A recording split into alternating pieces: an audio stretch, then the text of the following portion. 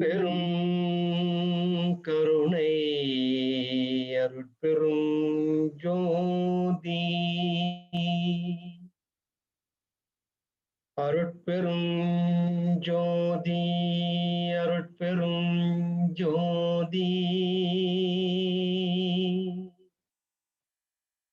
தனிப்பெரும் கருணை அருட்பெரும் ஜோதி அருட்பெரும் ஜோதி அருட்பெரும் ஜோதி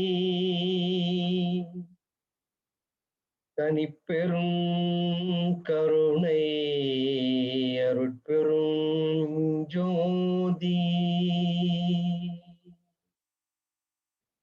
திருவருட்பிரகாச வள்ளலார் திருவடிகளே சரணம் சரணம். சத்குருநாதா சத்குருநாதா சன்மார்க்க சங்கம் தழைக்க அருள்தாதா. எல்லா உயிர்களும் இன்புற்று வாழ்க, வள்ளல் மலரடி வாழ்க வாழ்க. அருட்பெரும் ஜோதி அருட்பெரும் ஜோதி தனிப்பெரும் கருணை அருட்பெரும் ஜோதி.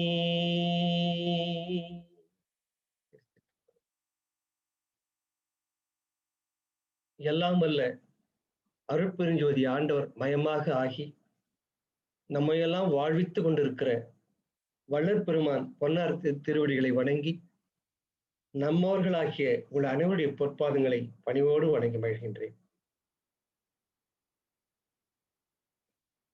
இறைவன் கொடுத்த ஒரு பெரிய கொடை நமக்கு இந்த மனித பிறவி. நேற்று அந்த கேள்வி பதில் புலனத்துல ஒரு கேள்வி வந்தது. அநேகமா இந்த சிவராமன்கிற ஒரு ஐயா கேட்டிருந்தார். அவர் இந்த குழுவில் இப்ப வந்திருக்காரான்னு தெரியல எனக்கு. இந்த நாரணர்கள் கோடி கோடி, ருத்ரர்கள் கோடி கோடி அப்படியெல்லாம் இருக்கிறாங்களே, அவர்களெல்லாம் பெறாத பதவியை தான் பெற்றதா பெருமான் சொல்றாரு. இப்போ அவர்களோட நம்ம ரொம்ப தாழ்ந்திருந்தவன் இருக்கிறோம். இந்த நாரணரை காட்டிலும் அந்த பிரம்மர்களை காட்டிலும் நாம் ரொம்ப தாழ்ந்த தரத்தில் இருக்கிறோமே, அவர்களே அருட்பெருஞ்சோதி ஆண்டவனை பார்க்க முடியாதுங்கிறப்ப நம்மால முடியுமாயான்னு ஒரு கேள்வி கேட்டிருந்தார். அழகான கேள்வி. நாரணருக்கே வாய்க்கிலே அருட்பெருஞ்சோதியுடைய பாதம், நம்மால முடியுமா அப்படின்னு கேட்டிருந்தார்.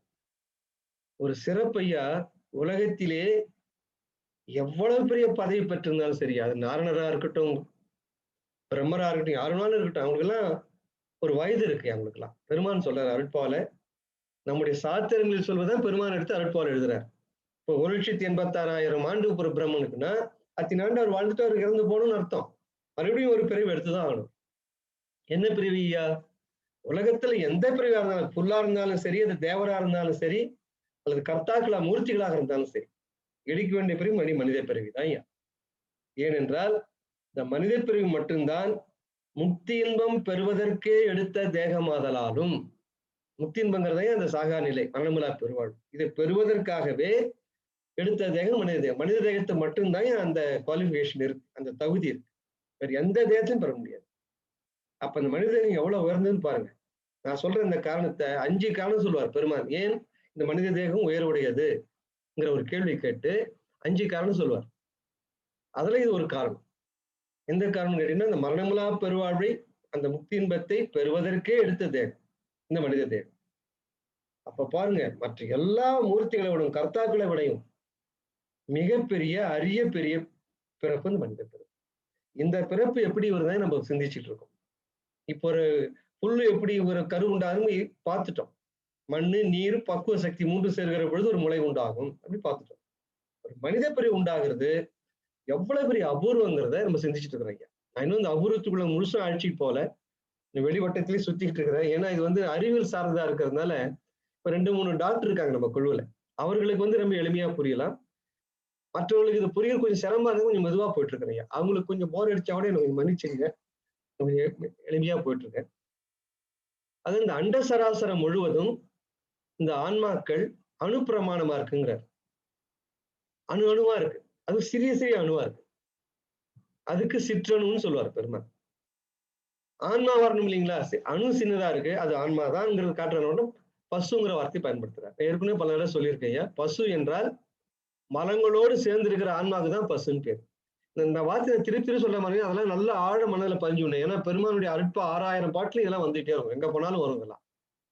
பசு என்றால் ஆன்மாதான். இப்ப ஆன்மாவும் பசுக்கு என்ன வேறுபாடுனா, இந்த ஆணவம் கண்மம் மாயங்கிற 3 மலத்தோட மண்ணாசை பெண்ணாசை பொன்னாசைங்கிற மலத்தோட சேர்ந்து இருக்கு ஆன்மான்னா அதுக்கு பசுன்னு பேர். இந்த மலம் வந்து இந்த ஆன்மாவை கட்டி போட்டு வச்சிருக்கோம். அந்த பக்கம் இந்த பக்கம் நவராம நீ ஞாயிற்றுக்கிழமை 7 மணிக்கு ஓரளவுக்கு நல்ல ஒரு பொருளை கேட்கலான்னு மனசு சொல்லும். ஆன்மா சொல்லும், மனசு சொல்லும். இல்ல உனக்கு இன்னைக்கு கொஞ்சம் வேற வேலை இருக்கு. கொஞ்ச நேரம் படுத்தா உனக்கு உடம்பு நல்லா ஆயிடும். ஏதாவது ஒரு சாக்கு போக சொல்லும். அதுதான் அந்த மலத்தோட இயல்பு, மாயோட இயல்பு. ஆகையினால இந்த மலங்களோட சேர்ந்து இருக்கு இந்த ஆன்மா. அதனால இது பசுன்னு பேர். மலம் இந்த மரங்கள் பிடிச்சி இழுக்குது அதை. பாசம்னா ஏன் சமஸ்கர்ல கயிறுன்னு பேர். பாச கயிறு 2 வாரம் நம்ம நடு சென்டர்ன்னு சொல்ற மாதிரி பாச கயிறுன்னு சொல்லிட்டு இருக்கோம். பாசம்னாலே கயிறு தான். அந்த கயிற்று வீசுகிறவனுக்கு தான் யமன் பேர். அவன் ஆன்மா வேறு, உடல் வேறு, உயிர் வேறு கூறு போடுறாங்க, கூற்றுவன் பேர். ஆக இந்த ஆணவம் கண்மை மாயோடு சேர்ந்து கட்டுண்டு கிடக்கிற ஆன்மாவுக்கு பசு என்று பெயர். அது சின்ன அணுவா இருக்குன்னு சொல்றாரு பெருமாள். அதனால என்ன சொல்றாரு, 3 வார்த்தையும் சேர்த்து சிற்றணு பசு. இந்த சொல்லு வந்து போன வாரம் நிறைய சிந்திச்சோம். இப்ப நான் மறுபடியும் திருப்பி அதை ரீகேப் பண்ணிட்டு இருக்கேன். சோ எல்லாரும் மனசே ஆழ இது போயிடுங்க. சிற்றணு பசு என்றால் ஆன்மாதான். அது அணு சின்ன அணு வடிவத்தில் இருக்கு. அத மலத்தோட சேர்ந்து இருக்கு. ஆணவம் கண்மமாகிற மலத்தோட சேர்ந்து இருக்கிறதுனால இதுக்கு பசு என்று பெயர். அது சிற்றணு பசு. ஒரு சிற்றணு பசு என்ன செய்யறான் இறைவன் கருணையினால. என்ன கருணை அவனுக்கு? இதை நான் வந்து வேறொப்புலும் சிந்திச்சுட்டு இருக்கோம். இறைவனுக்கு வேற வேலை இல்லையா, சும்மா உட்கார்ந்து வேண்டியதான் நான் பாட்டு பார்வையோட நம்ம கேட்கலாம்.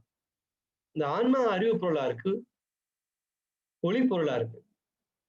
சின்ன அறிவு தான், சின்ன ஒளிதான். ஆனா இறைவன் நினைக்கிறான் இந்த சிற்றறிவும் சிறுவொளி உள்ள இந்த பொருள் நம்மை போன்ற ஒரு பேரொளி பொருள் ஆகலாமேங்கிற தனிப்பெரும் கருணையினால ஒரு சிற்றணு பசுவை எடுக்கிறான். எடுத்து எங்க கொண்டாந்து விடுறாங்க? ஒரு ஆணோட விந்தல விட போறான். இந்த ஆணோட விந்த சிந்திக்கிறதுக்கு முன்ன அதை பத்தி ஒரு சின்ன ஒரு செய்தி என்னன்னு கேட்டீங்கன்னா, எளிமையா தான் சிந்திக்க போறோம். எதுவும் பெரிய கஷ்டம்லாம் இல்லை.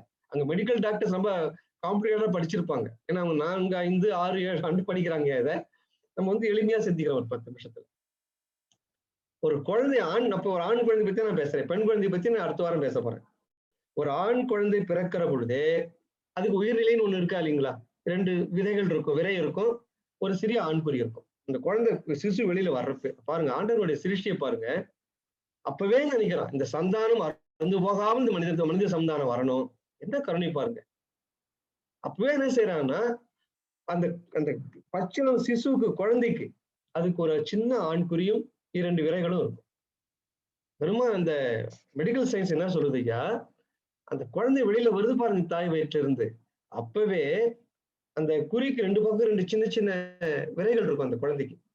அதுக்குள்ளேயே இந்த விந்து அணுக்கள் இருக்குங்கிறார் பெருமா. சின்ன சின்ன ரவுண்ட் வட்ட வட்ட செல்களா இருக்குமா? அப்ப அது விந்தணுன்னு பேர் கிடையாது, செல்கள். வட்ட வட்ட செல்கள் ஆயிரக்கணக்கில் இருக்கு அந்த 2 விதையிலும். அந்த வட்ட வட்ட செல்கள் தான் பின்னால விந்து உற்பத்தி பண்ற கேந்திரமா மாறப்போகுது. குழந்தை பிறகுறப்ப விந்து உற்பத்தி ஆகிறது இல்லை, ஆனால் அது உற்பத்தி ஆவதற்கு தேவையான செல்கள் அப்பவே ரவுண்டா வட்ட வட்டமா 2 விரையிலையும் ஆண்டு வச்சுடுறாங்க. என்ன கருணை பாருங்க. நமக்கு இதெல்லாம் வந்து நம்ம நினைச்சு பார்த்துக்க மாட்டோம். குழந்தை பிறகுறப்பவே அந்த விந்துக்கு உண்டான செல்லாம் இருக்குமானா இருக்கு. நான் நீங்க சொன்ன பாருங்க, ஒரு பெண் குழந்தை உலகத்துல மண்ணுல வருகிற பொழுது 20 லட்சம் முட்டைகளோட தான் பிறக்குது. கரு முட்டைகளோட தான் பிறக்குது ஒரு குழந்தை பிறகுறப்பவே. அது போல ஆண் அடுத்த வாரம் நம்ம சிந்திக்க போறது ஆழமா. ஒரு ஆண் குழந்தை பிறக்கிற பொழுது அந்த 2 விரைகளிலும் வட்ட வட்ட செல்கள் பின்னால வந்து அது வந்து விந்து உற்பத்தி பண்ணக்கூடிய செல்லா மாறப்போகுது. அந்த சின்ன சின்ன செல்கள் வட்ட வட்டமான செல்கள் ரொம்ப நுணுகிதா, ஒரு ஊசி முனையில எடுத்தீங்கன்னா ஒரு 1000 இருக்கலாம். அந்த மாதிரி சின்ன சின்ன சின்ன சின்ன செல்களா இருக்கு. பின்னால விந்துவை உற்பத்தி பண்ண போற கேந்திரம் அதுதான்.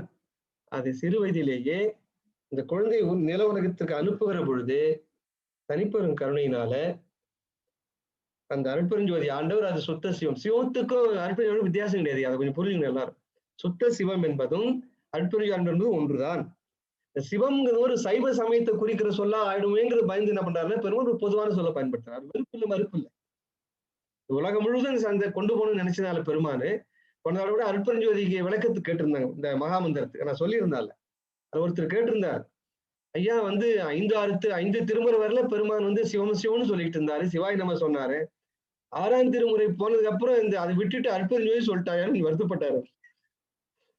ஐயா ரெண்டுத்துக்கும் வேறுபாடே இல்லை, ரெண்டும் ஒண்ணுதான். அதற்கு மேற்பட்டது எழுகிறார், அவ்வளவுதான். சுத்த சிவத்தை தான் பெருமான் வந்து அகவலே சொல்றாரு. ஐயா அகவல் வந்து அவருடைய முடி ஞானம் இல்லைங்களா? எங்கே கருணை இயற்கையில் உள்ளன அங்கே விளங்கிய அருட்பெரும் சிவமே. பாருங்க, அகவல் தான் முடி ஞானம், அருட்பால சிவமேன்னு சொல்றாரு இல்லைங்க. அப்படின்னா என்ன அர்த்தம்னா, நம்ம நினைக்கிற மாதிரி புலித்தோல் வச்சுக்கிட்டு அந்த இதெல்லாம் போய் கைலாயில் அப்படிலாம் உட்காந்துற மாதிரி கற்பனை பண்றோம், அது அல்ல. எங்கும் அங்கெங்கனாதபடி எங்கும் பறந்துள்ள பரம்பொருள் பேரண்ட பெருநாயகன், அதுக்குதான் சுத்த சிவன் பேர். சரி, இப்போ அந்த குழந்தை பிறக்கிற பொழுது அந்த 2 விரைகளிலும் ஆயிரக்கணக்கான அந்த விந்துகளை பின்னால் உற்பத்தி பண்ண போகிற அந்த அணுக்களை சின்ன சின்ன சின்ன வட்ட செல்களாக படைத்திருக்கிறான். சயின்ஸ் தான் சொல்லுதுயா, the round cells are formed while the child is coming out of the womb. அப்பவே ரவுண்ட் செல்ஸ் தான் இருக்கு. இப்ப என்ன ஆகுது ஐயா, கொஞ்சம் கொஞ்சமா அந்த குழந்தை வளருது, அறிவு வளருது, உடல் வளருது, எல்லாம் வளருது. ஒரு 9 வயதுல இருந்து ஒரு 14-15 வயசு ஆகிறப்பதான் ஆண் குழந்தைகள் வயசுக்கு வராங்க. ஒரு பெண் குழந்தை மாதிரி தெரியாது வெளியில. பெண் குழந்தைக்கு வந்து அந்த சினைமுட்டையை உடைஞ்சி ரத்தமா வெளியில வரும் தெரிஞ்சிடும். உடனே குழந்தை வயசுக்கு வந்து போச்சுன்னு சொல்லி ஃபங்க்ஷன் எல்லாம் செய்வாங்க. ஆண் குழந்தைக்கு அந்த மாதிரி தெரியறது இல்லை. ஆனால் 9 வயதுல இருந்து ஒரு 13-14 வயதுக்குள்ளார ஆண் குழந்தைகளுக்கும் அந்த வயசுக்கு வர பருவம் இருக்கு. வயசுக்கு வரதுன்னா என்ன, பிள்ளைகள் ஆண் பிள்ளைகள் எப்படி தின்னான்னா, நம்ம மூளை இருக்கு பாருங்கய்யா, இந்த மூளைக்கு அருகில பிட்யூட்ரின்னு ஒரு சுரப்பி இருக்கு. இந்த பேர்லாம் கொஞ்சம் குறிச்சு வச்சுக்கணும் நீங்க. அந்த வந்து ஹைப்போதாலமஸ் நான் சொல்லலை, இப்ப என்ன சொன்னா கொஞ்சம் கன்ஃபியூஸ் ஆகிடுங்க தான். அதுதான் ஐயா, இப்ப ஒரு மினிஸ்டர்னு வச்சுக்கலாம். ஹைப்போதாலமஸ் ஒரு மினிஸ்டர்னா சீஃப் செக்ரட்டரி இருக்காரு பாருங்க, மெட்ராஸ்ல நம்ம கோட்டையில சீஃப் செக்ரட்டரின்னு ஒருத்தர் இருப்பார். நிர்வாகம் கூட அவர் தான் பண்ணுவார். ஆனா அவருக்கு உத்தரவு போடுறது மேல ஒரு மந்திரி இருப்பார், சீஃப் மினிஸ்டர் இருப்பார். இந்த சீஃப் மினிஸ்டருக்கு தான் ஹைப்போதாலமஸ்ன்னு பேர். இந்த ஹைப்போதாலமஸ் என்ன பண்ணுவாருன்னா, இந்த பிட்யூட்டரி கிளாண்டுக்கு கமாண்ட் கொடுப்பார். யாருக்கு? சீஃப் செக்ரட்டரிக்கு. அவர் தான் சகல நிர்வாகம் பண்ணுவார் இந்த தமிழ்நாடு முழுவதும். ஆனா அவரு கமாண்ட் வந்து சீஃப் மினிஸ்டர் கொடுக்கணும். ஹைப்போதாலமஸ்ங்கிற சீஃப் மினிஸ்டர் கொடுக்கணும். இப்ப நம்ம வந்து பிட்யூட்டரில இருந்து ஆரம்பிக்கலாம். இப்போ பிட்யூட்டரி வந்து நம்முடைய மூளைக்கு பக்கத்துல இருக்கு, அருகில இருக்கு. அது ஒரு சுரப்பியா. சுரப்பின்னு என்னன்னு கேட்டீங்கன்னா கிளாண்டுன்னு வாங்க இங்கிலீஷ்ல. அதுக்கு வந்து இங்கிலீஷ்ல கிளாண்டுன்னு சொல்லுவாங்க, தமிழ்ல நம்ம சுரப்பின்னு சொல்றோம். அதை நாளமில்லா சுரப்பின்னு சொல்லுவாங்க. ஏன்னு கேட்டீங்கன்னா, நாளம்னா ஒரு டியூப் மாதிரி இருந்து அது வழியா அந்த திரவம் எல்லாம் போகணும். இது எப்படின்னு கேட்டீங்கன்னா, நேரா அப்படியே பிளட்ல கலந்துரும். சுரக்கிற சுரப்பு முழுவதும் அப்படியே நேரா ரத்தத்துல கலந்துறதுனால இதுக்கு எந்த விதமான குழாயில இணைப்புலாம் எதுவும் இருக்காது. நாளம்னா ஒரு குழாய். நாளம் இல்லாத சுரப்பினா குழாய்கள்லாம் இல்லாத சுரப்பி. அப்படின்னா சுரந்து என்ன பண்ணும், நேரா ரத்தத்துல கலந்துரும். சுரக்கும் ரத்தத்துக்குள்ள அப்படியே வந்துடும். இந்த பிட்யூட்டரி கிளாண்ட் என்ன பண்ணுது, அந்த சுரப்பி என்ன பண்ணுதுன்னா, சுரப்பினா என்ன, என் கிளாண்ட் ஹார்மோன்னா பின்னால வரேன். ஸோ அந்த பிட்யூட்டரி கிளாண்ட் என்ன பண்ணுதுன்னா, ஒரு 9-10 வயசு ஆகிறப்ப அந்த பையனுக்கு 9-10 வயசு உடம்பு பொறுத்துங்க, அது அந்த உடல்நிலை, தாய் தப்பனுடைய அந்த பாரம்பரிய குணம், சீதோஷ நிலை, சாப்பாடு எல்லாத்தையும் பொறுத்து இந்த வயசுக்கு வரது கொஞ்சம் முன்ன பண்ணாலும் பாருங்க. இப்போ எங்க பெரியவங்க காலத்துல இப்ப எங்க அம்மாலாம் எத்தனை வயசுல 15-16 வயசு வந்திருப்பாங்க வயசுக்கு. இப்போ குழந்தைங்கலாம் 12 வயசுல வந்து போகுது. இப்போ ஏன்னா சீதோஷ நிலை மாறி போச்சு, சாப்பாடு எல்லாம் மாறி போச்சு, இல்ல லைஃப் ஸ்டைல் மாறி போச்சு, அது போல எல்லாம் மாறிட்டு இருக்கு. அப்போ அதான் 9ல இருந்து 16 வயசு நான் ரேஞ்ச் ஏன் சொல்றேன்னா, அந்த உடலை பொறுத்தது. ஒரு 10 வயசு 12 வயசு வச்சுங்களேன். ஒரு 12 வயசு பையனுக்கு அந்த ஹைப்போதாலமஸ் கமாண்ட் பிட்யூட்டரி கொடுக்கும். இந்த பிட்யூட்டரி என்ன பண்ணும்னா, அங்கிருந்து இங்க இந்த விரைகளுக்கு கமாண்ட் கொடுக்கும். அந்த குழந்தையோட விரை இருக்கு பாருங்க, அந்த 2 விரைகளுக்கும் கமாண்ட் கொடுக்கும். உனக்கு 9 வயசு ஆயிடுச்சு, நீ வேலையை ஆரம்பிக்கலாம். அது யார் சொல்றதுங்க? பிட்யூட்டரி கிளாண்டு சொல்லும். பிட்யூட்டரி கிளாண்டு தான் மூளைக்கு பக்கத்தில் இருக்கிற இந்த கிளாண்டு இந்த 2 விரைகளுக்கு கமாண்ட் கொடுக்கும். என்ன செய்யும்னா, ஒரு உயிர் திரவத்தை, ஊக்கி திரவம் பேரு. ஊக்கினா ஒரு செயலை செய்யறதுக்கு ஊக்கம் கொடுக்குற திரவம். ஏதாவது அதுக்கு ஒரு திரவத்துக்கு ஒரு காரணம் இருக்கு, ஒரு ஹார்மோனுக்கு ஒரு ரீசன் இருக்கு. இங்கிலீஷ்ல ஹார்மோன் சொல்லுவாங்க, தமிழ்ல செயல் ஊக்கி அல்லது உயிர் ஊக்கின்னு சொல்லுவாங்க. ஒரு ஊக்க திரவத்தை நீ சுரக்கணும் அப்படின்னு கமாண்ட் கொடுக்குறது யாருங்க? பிட்யூட்டரி சுரப்பி. எது கமாண்ட் கொடுக்குது? உனக்கு 9-10 வயசு ஆயிடுச்சு, நீ உன்னுடைய இந்த நில உலகத்துக்கு வந்த நீ வேலையை நீ செய்யணும், நீ மனித சந்தானம் அருந்து போகாமல் பார்த்துக்கிறதுக்காக தான் உனக்கு நான் ஆண்மகனா உன்னை படைத்து உனக்கு 2 பக்கம் 2 விரைகளை கொடுத்து அனுப்பிச்சிருக்கேன், நீ சுரக்க ஆரம்பி அப்படின்னு கமாண்ட் கொடுக்குறாரு. பிட்யூட்டரி கொடுக்குது.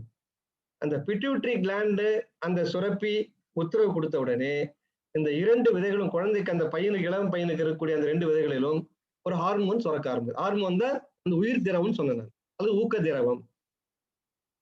அந்த ஊக்க திரவத்தை சுரக்குது அப்பா. அதுக்கு டெஸ்டோஸ்டியூரோன் பேரு. அந்த பேர்லாம் கூட நீ கஷ்டப்பட்டு ஞாபகம் வச்சுக்க வேண்டாம். டெஸ்டோஸ்டியூரோன்னா இது ஆண்களுக்கு சுரக்கிற ஒரு பால் சம்பந்தப்பட்ட திரவம், பால் உணர்வை தூண்டக்கூடிய ஒரு திரவம். அது மாதிரி பெண்களுக்கு ஒரு பால் உணர்வு தூண்ட திரவம் இருக்கு. 2 மட்டும் ஞாபகம் வச்சுட்டா போதும். ஆண்களுக்கு டெஸ்டோஸ்டியூரோன், பெண்களுக்கு அது மாதிரி ஈஸ்ட்ரோஜன் பின்னால சொல்ல போறேன். ஈஸ்ட்ரோஜன் ஒரு திரவம் அவங்களுக்கு. இது சுரந்தாதான் அவன் ஆண் பையனா இருக்க முடியும். இது சுரக்கலன்னு சொன்னா அவனுக்கு அலித்தன்மை நல்லா வந்துடும். அதனாலதான் ஒரு பெண் வயசு வரலாம் ஒரு தாய் தப்பனுக்கு எவ்வளவு ஒரு மனசுல ஒரு சங்கடம் வந்து போது பாருங்க. நான் எல்லாம் பார்த்திருக்கேன் கண்டால். 15, 16, 20, 21 வயசு கூட வயசு போலேன்னு அழுதவங்களா இருக்காங்க. அது போல ஆம்பளை பையன் ஒரு வயசுக்கு வந்ததுக்கு அப்புறம் அவன் ஆண்மை தெரியணும் உடம்புல. இல்லைன்னா இந்த தாய் தந்தையருக்கு ஒரு மன சங்கடம். ஏன்னு கேட்டீங்கன்னா, இந்த ஆண் பெண் படைக்கப்படுவதே சந்தானம் அருந்து போகாம பாத்துக்குதானே ஐயா. அவங்களுக்கு அந்த ஆண்மைத்தன்மை வரலன்னா அந்த குழந்தைங்களுக்கு, அந்த பெற்றவங்களுக்கு அதை விட ஒரு பெரிய சாபம் என்ன? ஆக இறைவனுடைய கொடை இதெல்லாம். நீங்க நினைக்கிறீங்களோ இல்லையோ, நீங்க பையனுக்கு ஞாபகப்படுத்துறீங்களோ இல்லையோ, பிட்யூட்டரி சுரப்பி ஞாபகம் வச்சிருக்கு. அந்த பையனுடைய வயசு அது ஞாபகம் வச்சுக்கிட்டே இருக்கு. 9-10 ஆயிடுச்சு, நீங்க சுரக்கலாம் தம்பி அப்படின்னு சொல்லி அந்த 2 விரைகளுக்கும் கமாண்ட் கொடுக்கும். இந்த 2 விரைகள் அந்த இடத்துல இந்த டெஸ்டோஸ்டியூரான்ங்கிற ஒரு ஆண் பால் உணர்வு திரவம் சுரக்குது. இதுதான் அந்த பையனோட பால் உணர்வுக்கே காரணம். இது ரொம்ப முக்கியமான ஒரு திரவம் இந்த ஹார்மோன். இது இல்லாட்டு போனாதான் 1008 நீங்க கல்யாணத்தை எத்தனையோ கல்யாணம் முறிஞ்சு போது பாருங்க, இந்த ஹார்மோன் சுரக்காதான். இது ஒண்ணு நீங்க இன்ஜெக்ஷன் போட்டு எவ்வளவு முயற்சி எல்லாம் பண்றாங்க, அது இயல்பா இறைவன் கொடுக்குற கொடை. ஆக இது சுரந்த உடனே என்ன ஆகுதுன்னா சில மாற்றங்கள் உடம்புல நடக்கும். சில மாற்றங்கள் உடலில் ஆரம்பிக்கும். என்ன மாற்றங்கள்னா, இந்த இது வரைக்கும் வழவன்று பாருங்க முகம் லைட்டா அரும்பா மீசைகள் முளைக்க ஆரம்பிக்கும். அப்படின்னா என்ன அர்த்தம்னா, பிட்யூட்டரி சுரப்பி கமாண்ட் கொடுத்தாச்சு, டெஸ்டோஸ்டியூரான் சுரக்க ஆரம்பிச்சாச்சு அவனுடைய விரைகள்னு அர்த்தம். விரைகள்ல தான் சுரக்குது. இந்த விரைகள்லாம் சுரந்துட்டு இருக்கும். முதல் அறிகுறின்னு கேட்டீங்கன்னா முகத்துல மீசைகள் முளைக்கும், அக்கள், இந்த உயிர்நிலையெல்லாம் கொஞ்சம் கொஞ்சமா முடிகள் முளைக்க ஆரம்பிக்கும். உடம்பு கட்டுமஸ்தான மாதிரி அங்கங்க கட்டுகள் விழும் உடம்புல. அது வரைக்கும் சின்ன குழந்தை மாதிரி இந்த பையன் கையெல்லாம் கொஞ்சம் பருமன் ஆகும், மார்பு கொஞ்சம் விரியும். இதெல்லாம் அறிகுறி. இதெல்லாம் இந்த சுரப்பியை சுரக்க ஆரம்பிச்சிடுச்சு அப்படின்னு. 4வது அறிகுறி, குரல் கொஞ்சம் கரகரன்னு ஆகும். சில பசங்களை பார்த்துடலாம் நீங்க, நல்லா அழகா சின்ன வயசுல பாடிட்டு இருப்பான். அவன் கொஞ்சம் அந்த வயசுக்கு வர நேரம் பார்த்தீங்கன்னா குரல்லாம் கரகரன்னு ஆயிடும் அவனுக்கு. அது காரணம் சுரப்பி சுரக்குன்னு அர்த்தம். பையன் பாடலை விட பரவாயில்லைங்க, இந்த குரல் இருப்பானா பெற்றோர் சந்தோஷப்படுவாங்க, ஆஹா பையன் பரவாயில்ல, இதெல்லாம் ஒரு மகிழ்ச்சி. ஆக இது நானும் வெளியில தெரியறதுக்கு காரணம் எதுன்னா, அந்த டெஸ்டோஸ்டியூரான்ங்கிற ஆண் பால் உணர்வை தூண்டக்கூடியது காரணியாகிய ஹார்மோன் தூண்டுறது அதுக்கு காரணமா இருக்குது. அப்பதான் என்ன ஆகுது ஐயா, அந்த விரைகளை சொன்ன பாருங்க, வட்டமா பிறந்ததுல இருந்தே இருக்குன்னு சொன்ன பாருங்க, அது முழுவதும் என்ன ஆகுதுன்னா செமினிஃபரஸ் டியூபிகல்ஸ் சொல்லுவாங்க இங்கிலீஷ்ல, அந்த பேரை மறந்துருங்க நீங்க. அதாவது அந்த விந்தை சுரக்கக்கூடிய நாளங்களா மாறி போகுது எல்லாம். இது வரல வெறும் வட்ட ஒரு செல்களா இருந்த அந்த பகுதி அவ்வளவு விந்து உற்பத்தி பண்ற கேந்திரமா மாறி போகுது பாருங்க. இந்த ஒரு ஹார்மோன் என்ன அதிசயத்தை பண்ணுது பாருங்க. ஒரு ஹார்மோன் சுரந்து கமாண்ட் கொடுத்தது பிட்யூட்டரி சீஃப் செக்ரட்டரி, அவரு கமாண்ட் கொடுத்தவர் சீஃப் மினிஸ்டர் ஹைப்போதாலமஸ், அதெல்லாம் மறந்துருங்க. கமாண்ட் கொடுத்தாச்சு, விரைகள் அந்த ஹார்மோன் சுரக்க ஆரம்பிச்சாச்சு, டெஸ்டோஸ்டியூரான் வந்தாச்சு. வந்த உடனே இதுவரையில் வெறும் வட்ட செல்களாக இருந்து பாருங்க, பிறந்ததுல இருந்து பாருங்க, பிறப்பு கொடுத்த சீதனம் இருக்கு பாருங்க, அதை கொஞ்சம் கொஞ்சமா இப்ப விந்து அணுக்களை உற்பத்தி பண்ணக்கூடிய ஆலையா மாறுது. நான் ஏன் ஆளுன்னு சொல்றேன்னா ஐயா, ஒரு நாளைக்கு 20-25 லட்சம் விந்தணு சுரக்குது. நீங்க விரும்புறீங்களோ விரும்பலையோ, இதெல்லாம் கருணையா பெருமான், அவ்வளவு பெருமான் மட்டும் இல்லை, அல்பினியானுடைய கருணை, சுத்த சிவத்தோட கருணை. ஏன் அப்படி அவ்வளவு சுரக்கிறாருன்னா, எந்த காரணம் கொண்டு மனித சமுதாயம் அருந்துபடக்கூடாது. ஏன்னா இது முக்தி இன்பமே பெறுவதற்கே எடுத்த தேகம் இது.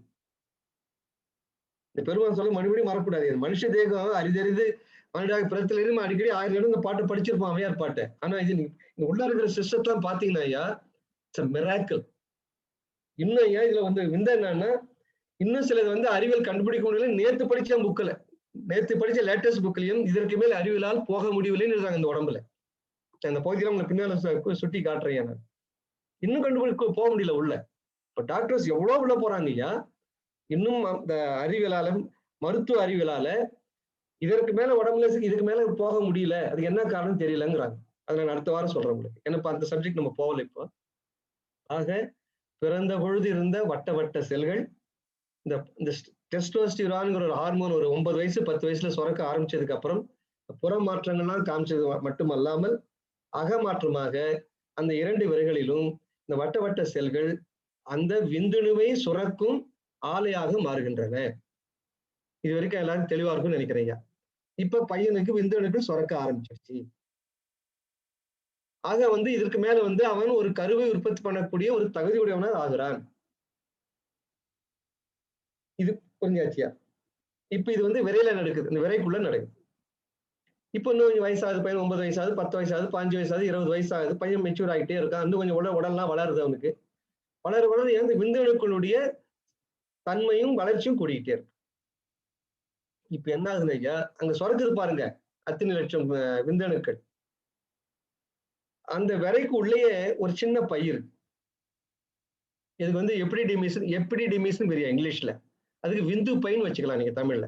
நான் ஒண்ணு செய்யறேன், நான் என்ன பண்ணேன், நான் இப்ப நான் பேசுறது பூரா ஒரு எழுத்துப்பூர்வமா ஆக்கி தமிழ்ல டைப் பண்ணி நம்ம சாந்திகிட்ட கொடுத்தான் டைப் பண்ணேன்.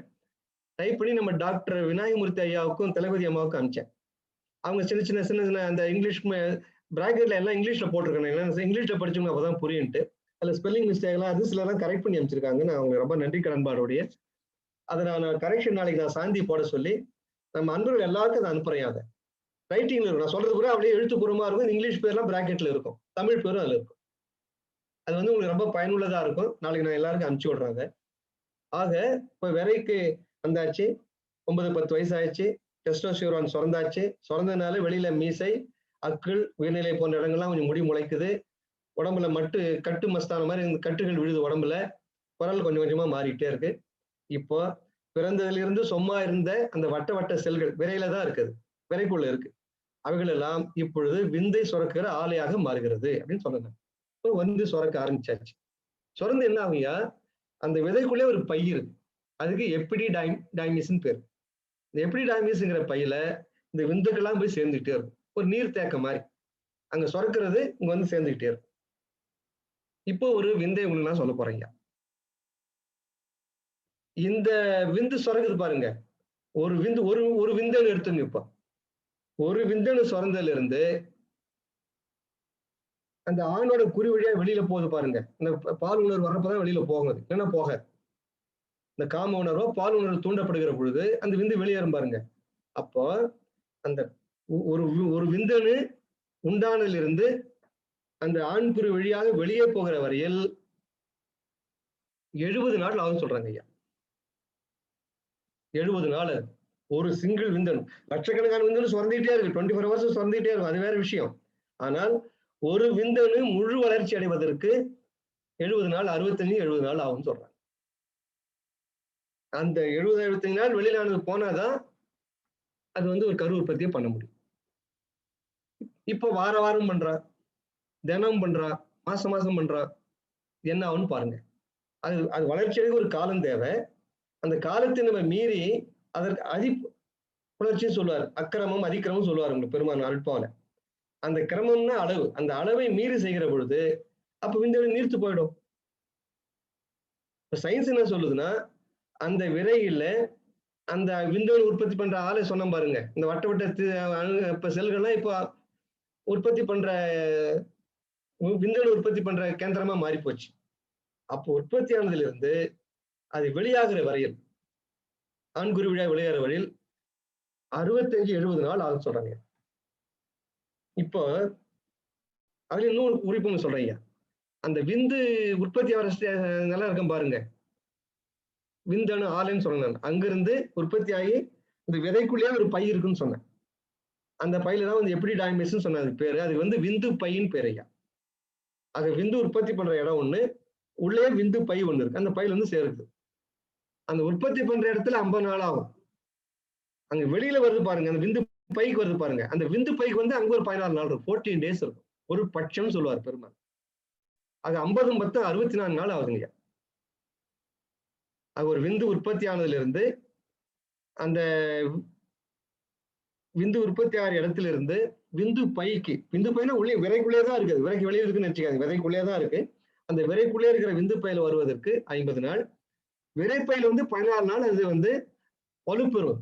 மெச்சூர்னு சொல்லுவாங்க அதை. மெச்சூரிட்டின்னு சொல்லுவாங்க. வலுப்பெறுதல். ஆக விந்து பையில ஒரு விந்தணு வலுப்பெறுவதற்கு 14 நாள். அதுதான் வந்து ஏன் கரு உற்பத்தி பண்ணக்கூடிய நிலை இருக்கு.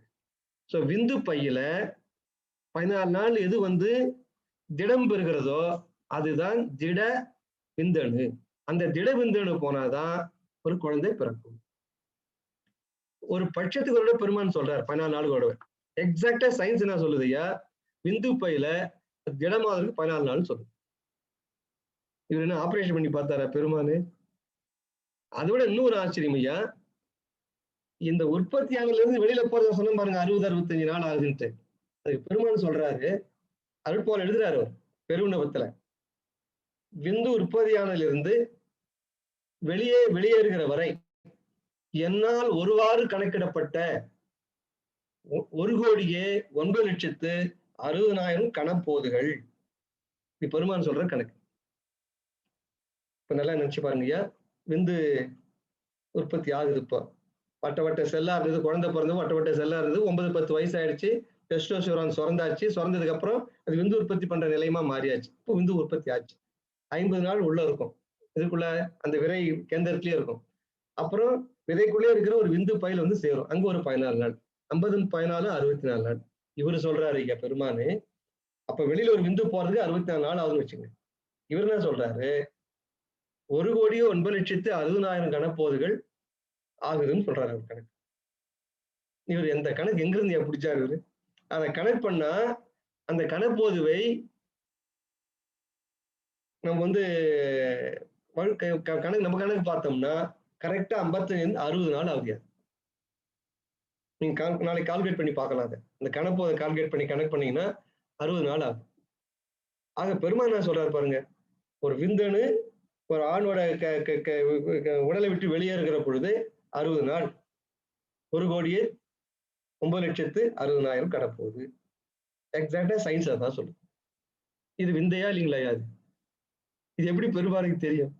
எங்க போய் யார் உடம்பு அவர் ஆராய்ச்சி பண்ணி பார்த்தார்? விந்தையாது. இன்னொரு இறைவனுடைய ஏற்பாடு பாருங்க ஐயா, இப்ப பெண்களுக்கு வந்து அந்த மாதிரி புற உறுப்பு எதுவும் இல்லை. இந்த பிறப்பை பொறுத்த வரையில பிறப்பு உறுப்புன்னு எடுத்துக்கிட்டா புற உறுப்பு எதுவும் இல்லை. ஆனா ஆண்களுக்கு இந்த விதை வந்து ஏன் வெளியில வைக்கணும்? குழந்தை பிறக்கிறதுல இருந்து ஏன் வெளியில வச்சிருக்காங்க ஐயா? அந்த விதைப்பைகள் வெளியில வச்சதுக்கு காரணம், உடல்ல இருக்க சூடு இருக்கு பாருங்க, 35-36 டிகிரி இருக்கும் நம்முடைய பாடி. 35-34 இருக்கும். அந்த 35 டிகிரி விட குறைவான டெம்பரேச்சர் இருந்தாதான் இந்த உயிரணுக்கள் உயிரோடு இருக்க முடியும். பாருங்க. இப்ப இன்னொரு கணக்கு சொல்றேன் உங்களுக்கு. சில பேர் வந்து தவறான பழக்கத்தினால விந்து அப்பப்போ வெளியாகிட்டு இருப்பாங்க, பெண்கள் இல்லாதையே. என்ன ஆகும் ஐயா, அந்த விந்து வெளியில வந்த உடனே அடுத்த செகண்ட் செத்துருங்கிறாங்க சயின்ஸ்ல. அந்த உயிர் அணுக்கள் இருக்கு பாருங்க, விந்து அணு, அந்த அணுக்கள் வந்து வாழ முடியாது, செத்து போடும். அந்த எவ்வளவு லட்சக்கணக்கான மில்லியன்ஸ் கணக்கான விந்தோட இறைவன் உற்பத்தி பண்றான். இவன் தவறான பழக்கத்தினால புலன் இன்பத்திற்காக வெளியாக்கினான்னா அது வந்து வெளியில வந்த உடனே செத்துப்படும். ஆனா இறைவன் கருணை பாருங்கய்யா, அதே ஒரு பெண்ணோட உறுப்புகளை போய் வச்சுங்க அந்த விந்து 4-5 நாள் உயிரோடு இருக்குமா? ஏன்னு கேட்டீங்கன்னா அங்க சுரக்கிற சில ஓய்வு நீருக்கு பாருங்க, நீர்லாம் சுரக்குங்க பெண்ணோட உறுப்புல. அது நாளைக்கு நம்ம பார்க்க போறோம் அடுத்த வாரம். அவையில வந்து இந்த விந்துக்குண்டான விந்தணு வரும் அப்படின்னு சொல்லி சாப்பாடு கட்டி வச்சு கையில வச்சுட்டு இருக்காங்க. ஊருக்கு போன சொந்தக்காரர் வந்து சாப்பாடு கையில எடுத்துட்டு போறோம் பாருங்க. அது போல அந்த பெண் உறுப்புல சுரக்கிற அந்த திரவத்துல இந்த ஆண் விந்துக்கு உண்டான உணவு அது தயார் பண்ணுது சார். என்னங்க இது கருணை? அதே விந்து வெளியில வருதுன்னு வச்சுங்க, பெண் உறுப்புக்குள்ள போகாம விந்து வெளியில வந்து அடுத்த செகண்ட் அது எல்லாம் செத்துரும்ன்றாங்க சயின்ஸ்ல. All sperms will die immediately. Once it is ejaculated, science சொல்லுகிறது. ஒரு ஆண் உடம்பில் இருந்து விந்தணு வெளியில் வந்து பெண்ணுறுப்புக்குள்ள போகணும்னு சொன்னா உடனே அதில் இருக்கக்கூடிய விந்தணு அத்தனையும் செத்து போய்விடும். ஆனால் ஒரு பெண் உறுப்புக்குள்ள அதே விந்தணு போச்சுன்னா 4-5 நாள் உயிரோடு இருக்கலாம். அதுக்கு என்ன காரணம்னா, இந்த விந்தணுக்கு உண்டான என்னென்ன அதுக்கு சத்து தேவையோ, என்னென்ன அதுக்கு பொருள் தேவையோ அவ்வளோத்தையும் அது தயார் பண்ணி ரெடியா இருக்கு சார். இது ஆண்டவருடைய கருணையா இல்லையா? இது ஒண்ணு விந்தையா? அதுல நம்ம நினைக்கிற மாதிரி ஒரு டக்குன்னு ஒரு மனித தேகம் வந்துடலையா? இவ்வளவு கேர் எடுத்திருக்கான் ஆண்டவன் ஒரு மனித தேகத்தை உற்பத்தி பண்ணி கொடுக்குறது. அதனால அந்த தேகத்தை நம்ம ஏன் பொண்ணையே போல் பொத்தி பொத்தி பொத்தி ஏன் பாதுகாக்கணும்னா, ஜஸ்ட் ஒரு ஆக்சிடென்டா வந்தது இல்லையா அந்த உடம்பு. ரொம்ப சிரமப்பட்டு வந்தது. பலவிதமான பிரிகாஷன்ஸ் ஆண்டவன் எடுத்திருக்காங்க, முன்னெச்சரிக்கைகள் எடுத்திருக்காங்க. அதே மாதிரி மருந்து விதைகள் ஏன் வெளில தொங்க விட்டுருக்காங்கன்னா, இந்த உடம்பு ஒட்டி இருந்ததுன்னா, அது உடம்புக்குள்ளே இருந்ததுன்னா, இந்த உடலுடைய டெம்பரேச்சர் 35-36 டிகிரி இந்த பாடி இருக்கு, அதுல இது செத்து போடும், எல்லா உயிரினும் செத்துரும். அதெல்லாம் என்ன செய்யறாங்க, உடம்பு டெம்பரேச்சர் பாதிக்கக்கூடாதுக்காக, உடலுடைய சூடு பாதிக்காமல் இருப்பதற்காக இந்த விதைகளை ஆண்டவன் வெளியே தொங்க விட்டிருக்கிறான். இது எவ்வளவு பெரிய கருணை பாருங்க. நம்ம யாராவது நினைச்சு பார்த்தோமா, ஏன் இந்த விதை வெளியில இருக்கணும், உள்ளே இருந்துக்கலாம்ல. மேனுஃபேக்சரிங் டிஃபெக்ட், அது மேனுஃபேக்சரிங் டிஃபெக்ட் இல்லையா, தேர் இஸ் a பர்பஸ். அது போல அதுதான் சொல்லுவாங்க ஐயா, பெரியவங்க சொல்லுவாங்க, இந்த நம்ம எல்லாம் ஜட்டி போடுறாங்க ஆண்கள்லாம், இப்போ ரொம்ப இறுக்கி போடுவாங்க. அது வந்து ரொம்ப தவறு ஐயா. இந்த பெண்கள் வந்து இறுக்கி மார்பகத்து கட்சியெல்லாம் போடுறாங்க பாருங்க, அது மாதிரி ஒரு பெரிய கோளாறு. நம்ம எல்லாம் பண்ணக்கூடாது ஐயா. அது வந்து தானா அந்த சூடு வந்து உஷ்ணம் வந்து வெளியில இருக்கிற அந்த பகுதியில போயிட்டே இருக்கும். அந்த உஷ்ணம் தடை பண்ணக்கூடாது. அந்த உஷ்ணத்தை என்ன பண்ணுவோம், விரைகள் ஆண்டன் வெளியே வச்சது காரணமே இந்த உடம்போட சூழல் தாக்கூடாது தானே. இவன் போட்டு இறுக்கி அந்த உடம்புல படுற மாதிரி வச்சா அது என்ன ஆகும்? அது நிறைய பண்ணுவோம். பெருமான் சொல்லுவாரு, இந்த உடலை மறைக்கிற மாதிரி கோஷத்தை மறைக்கணும்னு சொல்றாரு, கோஷத்தை இருக்கணும்னு சொல்லல. இது எல்லாரும் புரிஞ்சுக்கணும் ஐயா. அதே போல இரவுல வந்து சில பேர் எல்லாம் கழட்டிடுவாங்க. இதெல்லாம் வந்து இதெல்லாம் டிஸ்கஸ் பண்றது தப்பு இல்லைங்க, தெரிஞ்சுக்கணும், பியூர் சயின்ஸ் ஐயா. இரவுல வந்து ஜட்டியோ நிக்கரையோ அன்றையாரோ கழட்டிட்டு படுப்போம், அதுவும் செய்யக்கூடாது ஐயா. எந்த நேரமும் சதா நேரமும் கோஷத்தை மறைக்கணுங்கிறார் பெருமாள். ஏன்னா புற வருஷமும் அதை தாக்கக்கூடாது, உடம்போட வருஷமும் அதை தாக்கக்கூடாது. அதனால லூசா தான் இருக்கணும், எப்பயுமே கொஞ்சம் லூசா தான் இருக்கணும். அதுதான் அப்படிதான் பெண்கள் வந்து மார்பு கட்சி போடுறப்ப கூட இருக்கக்கூடாது ஐயா. இருக்கிறேன்னா உடம்போட ஹீட்டு பட்டு பட்டு பட்டு அந்த மாதிரி அந்த காலத்துல இப்ப எங்க அம்மாலாம், நல்லா 4 வயசு 5 வயசு வரைக்கும் நானும் இப்ப என் அண்ணார் வந்திருக்காரு இருக்காரு இதுல கேட்டு இருக்காரு. 3 வயசு 4 வயசுலாம் பால் குடிச்சாளுங்க எங்க அம்மா கிட்ட. நாங்க எல்லாரும், நாங்க 5 பேரும் 5 பிள்ளைகளும். நான் தான் கொஞ்சம் இழைச்சேன் எங்க வீட்டுல, மற்றவங்க எல்லாம் என்னோட திலகாத்திரமா இருப்பாங்க. இப்ப பாருங்க, 1 மாசம் 2 மாசத்துலயே பால் வச்சு போகுது. ஏன்னா எல்லாம் தவறு, பண்ற முறைகள் கூட தவறு. அந்த பால் குடிக்கிறப்ப சினிமா டிவி பாக்குறது, அது கண்ட நூல்கள் படிக்கிறது, சிந்தனை எங்கேயோ வைக்கிறது, அந்த குழந்தை மேல காட்ட வேண்டாமா அவ்வளவு உணர்வும் பாசம் அத்தனையும். நான் சொல்லுவேன், குழந்தைக்கு பால் ஊட்டுகிற பொழுதே கருணையும் சேர்த்து ஊட்டணும் ஒரு தாய். அது எப்ப முடியும்? அந்த சிந்தனையோட செய்தாதான் முடியும். அது போலயா இந்த இது வந்து இறுக்கி கட்டக்கூடாது உடம்புல, கொஞ்சம் லூசா தான் கட்டணும். ஏன்னா அந்த உடம்பு சூடு தாக்கூடாதுன்னு தான் இறைவன் அதை வெளியில விட்டு வச்சிருக்கேன். அது கூட பாருங்க, வெயில் நாளா இருந்தா அது கொஞ்சம் நீண்டு போகும், அந்த விரைகள் எல்லாம் தொங்க ஆரம்பிக்கும். ஏன்னு கேட்டீங்கன்னா அந்த ஹீட் டெசிபேட் ஆகி வெளியில போகணும். ஏன்னா ஹீட் டிரான்ஸ்ஃபருக்கு ஒரு ஃபார்முலா இருக்கு. Heat transfer is directly proportional to the surface area. தெரியாதமா நாங்க சயின்ஸ் படிச்சு விட்டோம், டெக்னாலஜி. அவன் சுத்தி இருக்கிற ஏரியா, இப்ப உதாரணமா ஒரு கப்பல் சாஸ்திரம் எடுத்துங்களேன், கப்பல சூடா இருக்கும். அதே நீங்க சாசர் ஊத்தி ஊத்தி குடிப்பான், பஸ் வந்துருச்சுன்னா வேக வேகமா. எதனால அதுல குடிக்க முடியுது, கப்பல் ஏன் குடிக்க முடியல, சாசர் ஏன் குடிக்க முடியுதுன்னா, சாசரோட தட்டு மாதிரி அகலமா இருக்கு இல்லைங்க, அகலமா இருக்கிறதுனால அந்த ஏரியா கூட பெருசாகி போகுது. இப்போ காற்றோட தொடர்புடைய ஏரியா பெருசாகிறதுனால சீக்கிரமா கூல் ஆகுது. சர்ஃபேஸ் ஏரியா தான் காற்றோட தொடர்புடைய ஏரியா பெருக பெருக பெருக பெருக சூடு குறையும்.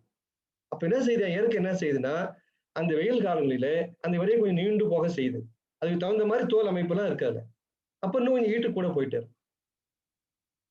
குளிர்காலமா இருக்குன்னு வச்சுங்க, ஹீட்டு போகக்கூடாது வெளியில. ஏன்னா ஏற்கனவே குளிரா இருக்கு, உடம்பு கொஞ்சம் குளிர்ச்சியா இருக்கும், வெளியிலையும் குளிர்டா இருக்கும், அப்ப சுருங்கிக்கும்.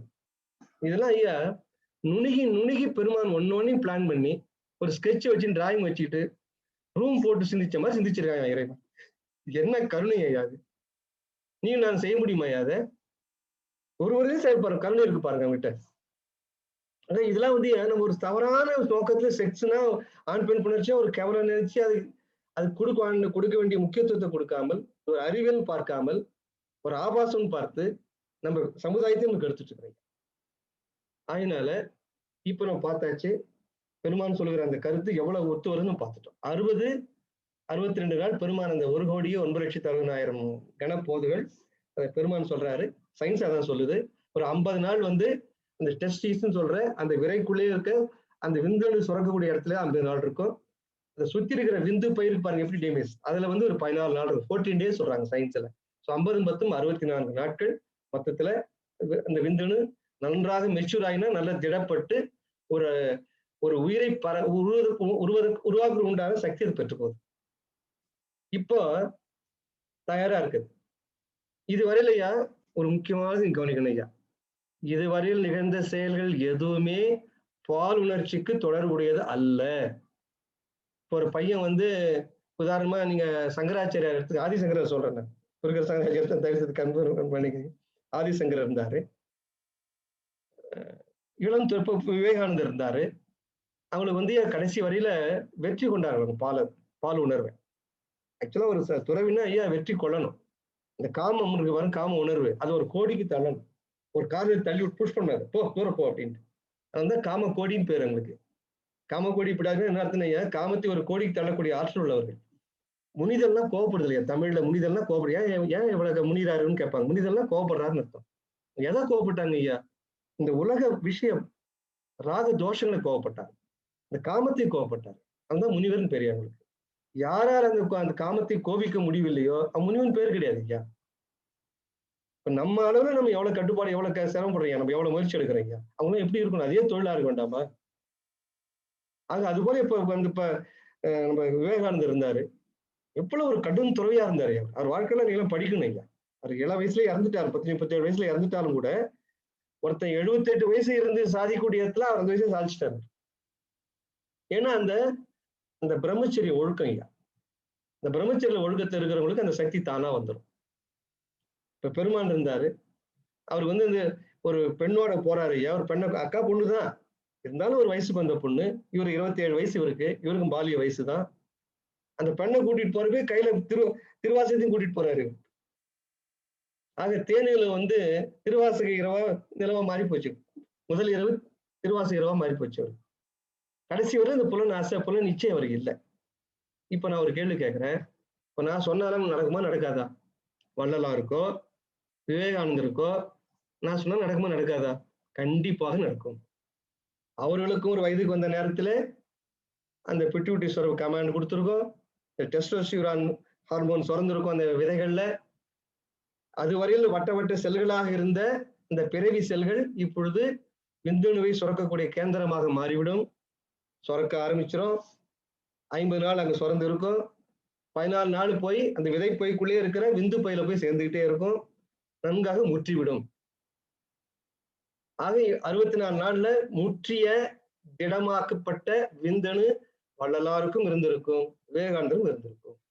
ஏன்னா புலனிச்சை இல்லை யாருக்குமே, அவங்களுக்கு இல்லை, அவங்களுக்கு இருக்கும். அப்படின்னா என்ன அர்த்தம் ஐயா? இதுவரை நம்ம சொன்னதுல வந்து காம இச்சை என்பது வராத சூழ்நிலை. இது வரைக்கும் சொன்னது எல்லாரும் புரிஞ்சு நினைக்கிறேன். 4 மணி நேரம் தான் இருக்கு இன்னும். நான் வேகமா போனது தெரியல எனக்கு. இதுவரையும் நம்ம சிந்திச்சத கொஞ்சம் நல்லா ஆழ் பதிச்சுங்க ஐயா. இதுவரையில் சொன்னது அத்தனையும் காம உணர்வு வருவதற்கு முன்பே இவ்வளவும் நடந்துட்டு இருந்த உடம்புல. எப்படி ஒரு பெண்களுக்கு சினை முட்டை வெளியில வந்து ஒரு 14 நாள் வெயிட் பண்ணி பார்த்து ஆண் விந்தே வரலன்னு சொன்னா 28ஆம் நாள் எப்படி அது மாதவிடாய் வெளியில வந்துகிட்டே இருக்கும். அதுக்கும் காமிச்சின்னு தொடர்பே இல்லையா. No connection with this sexual feel or stimulation அப்படின்னு சொல்லுவாங்க. அவனுக்கு புலன் இச்சை காம இச்சை உண்டாகுதோ இல்லையோ ஒரு பெண்ணுக்கு அந்த முட்டை வந்துட்டு தான் இருக்கும் வெளியில. அதுக்கு செக்ஸுக்கும் தொடர்பே கிடையாது. அதுபோல ஆண்களுக்கும் இந்த விந்துன்னு சுரப்பது 50 நாள் அந்த விந்து கேந்திரத்திலேயே இருப்பது, அப்புறம் விந்து பையில உள்ளேயே விதைக்குள்ளேயே 14 நாள் அது திடமாவது, 64 65ஆவது நாள் தயாரா இருக்கு வெளியில போறேன்னு சொல்ற பாருங்க. அது வரை எல்லாருக்கும் நடக்கும். சரி, இப்ப என்ன ஆகும்னு கேட்டீங்கன்னா ஐயா, ஒரு செக்ஸுவல் ஸ்டிமுலேஷன் ஐயா ஒரு பால் உணர்வு தூண்டப்படுதுன்னு வச்சுங்க. ஒரு ஏதோ ஒரு வகையில பால் உணர்வு தூண்டப்படுது. அப்ப என்ன ஆகுனா அந்த எபிடிடைமஸ்ல இருந்து வெளியாக ஆரம்பிச்சிடும். அது வரல உள்ள இருக்கும். 64 நாள் 65 நாள் நல்லா முற்றி திடமாக இருக்கு அந்த விந்தணு. காம உணர்வு வந்த உடனே அங்கிருந்து நகர ஆரம்பிச்சோம். அதை கொண்டு வந்து ஆண் குறியில சேர்க்கறதுக்கு ஒரு பைப் இருக்கு, டியூப் இருக்கு. அது வந்து வாஸ் டெஃபரன்ஸ் சொல்லுவாங்க. விந்து குழாய், ஆங்கிலத்துல வாஸ் டெஃபரன்ஸ். நான் எல்லாத்தையும் உங்களுக்கு அனுப்புறேன், நான் எல்லாத்தையும் டைப் பண்ணி.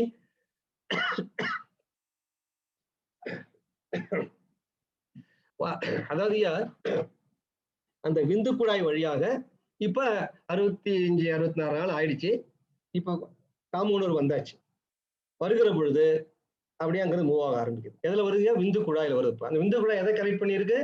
இந்த விதையிலிருந்து ஆண் உறுப்புக்கு கனெக்ட் ஆகுது. ஆண் உறுப்புன்னு ஒண்ணு இல்லைங்க, ஒரு 3-4 அங்குல நீட்டுக்கு இருக்கிற உள்ள ஒரு சின்ன டியூப் மார்க்கும் உள்ள, அவ்வளவுதான். அதான் ஆண் குறி. அந்த உள்ள இருக்கிற நீட்டு டியூபுக்கு 2 வேலையா. ஒண்ணு வந்து விந்தை வெளியாக்குறது, இல்லைன்னா சிறுநீரை வெளியாக்குறது. பெண்களுக்கு தனித்தனி இருக்கும். ஆண்களை பொறுத்தவரையில ஒரே குழாயிலேயே 2 பைப்பும் கனெக்ட் பண்ணிட்டான். ஒண்ணு வந்து பிளாடர்ல இருந்து வரும், சிறுநீர் பையில இருந்து ஒண்ணு வந்து கனெக்ட் ஆயிருக்கும். ஒண்ணு வந்து இந்த விந்துல இருந்து ஒண்ணு கனெக்ட் ஆயிருக்கும். காம இச்சை வர்றப்ப விந்து வெளியில வந்துட்டு இருக்கும் அந்த குழாய் வழியா. மற்ற நேரங்களில் சிறுநீர் வந்துட்டு இருக்கும். என்ன அமைப்பு பாருங்க, 2 in 1. அழகா இறைவன் 2 வச்சு கஷ்டப்படாம 2 in 1 வச்சிருக்காங்க.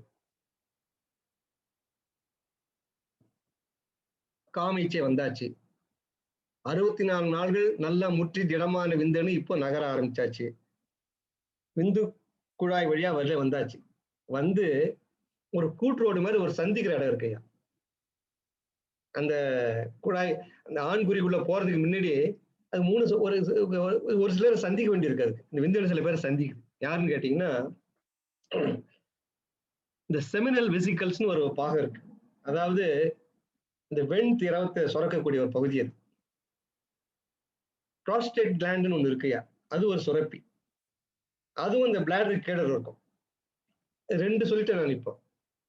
அந்த செமினல் வெசிக்கல்ஸ் சொல்றேன், அது தமிழ்ல சொல்றதா இருந்தா வெண்பால் சுரப்பி. இன்னொன்னு வந்து ப்ராஸ்டேட் கிளாண்ட், அது வந்து சத்து சுரப்பின்னு வச்சுங்க தமிழ்ல. ஒரு சத்தை சுரக்குது, இன்னொன்னு வெள்ளை பாலை சுரக்குது. இது வரைக்கும் சொன்னா வந்து தூரம் ஒதுக்கி வச்சிருங்க. இப்ப நான் தனி இடம் சொல்றேன். இப்போ அது 2ம் சுரந்து வருது ஐயா. அது எப்ப சுரக்கும்னா காம உணர்வு வருகிற பொழுதுதான் சுரக்குது. விந்து வேலை நடக்கிற மாதிரி எப்பதான் நடந்துட்டு இருக்காது.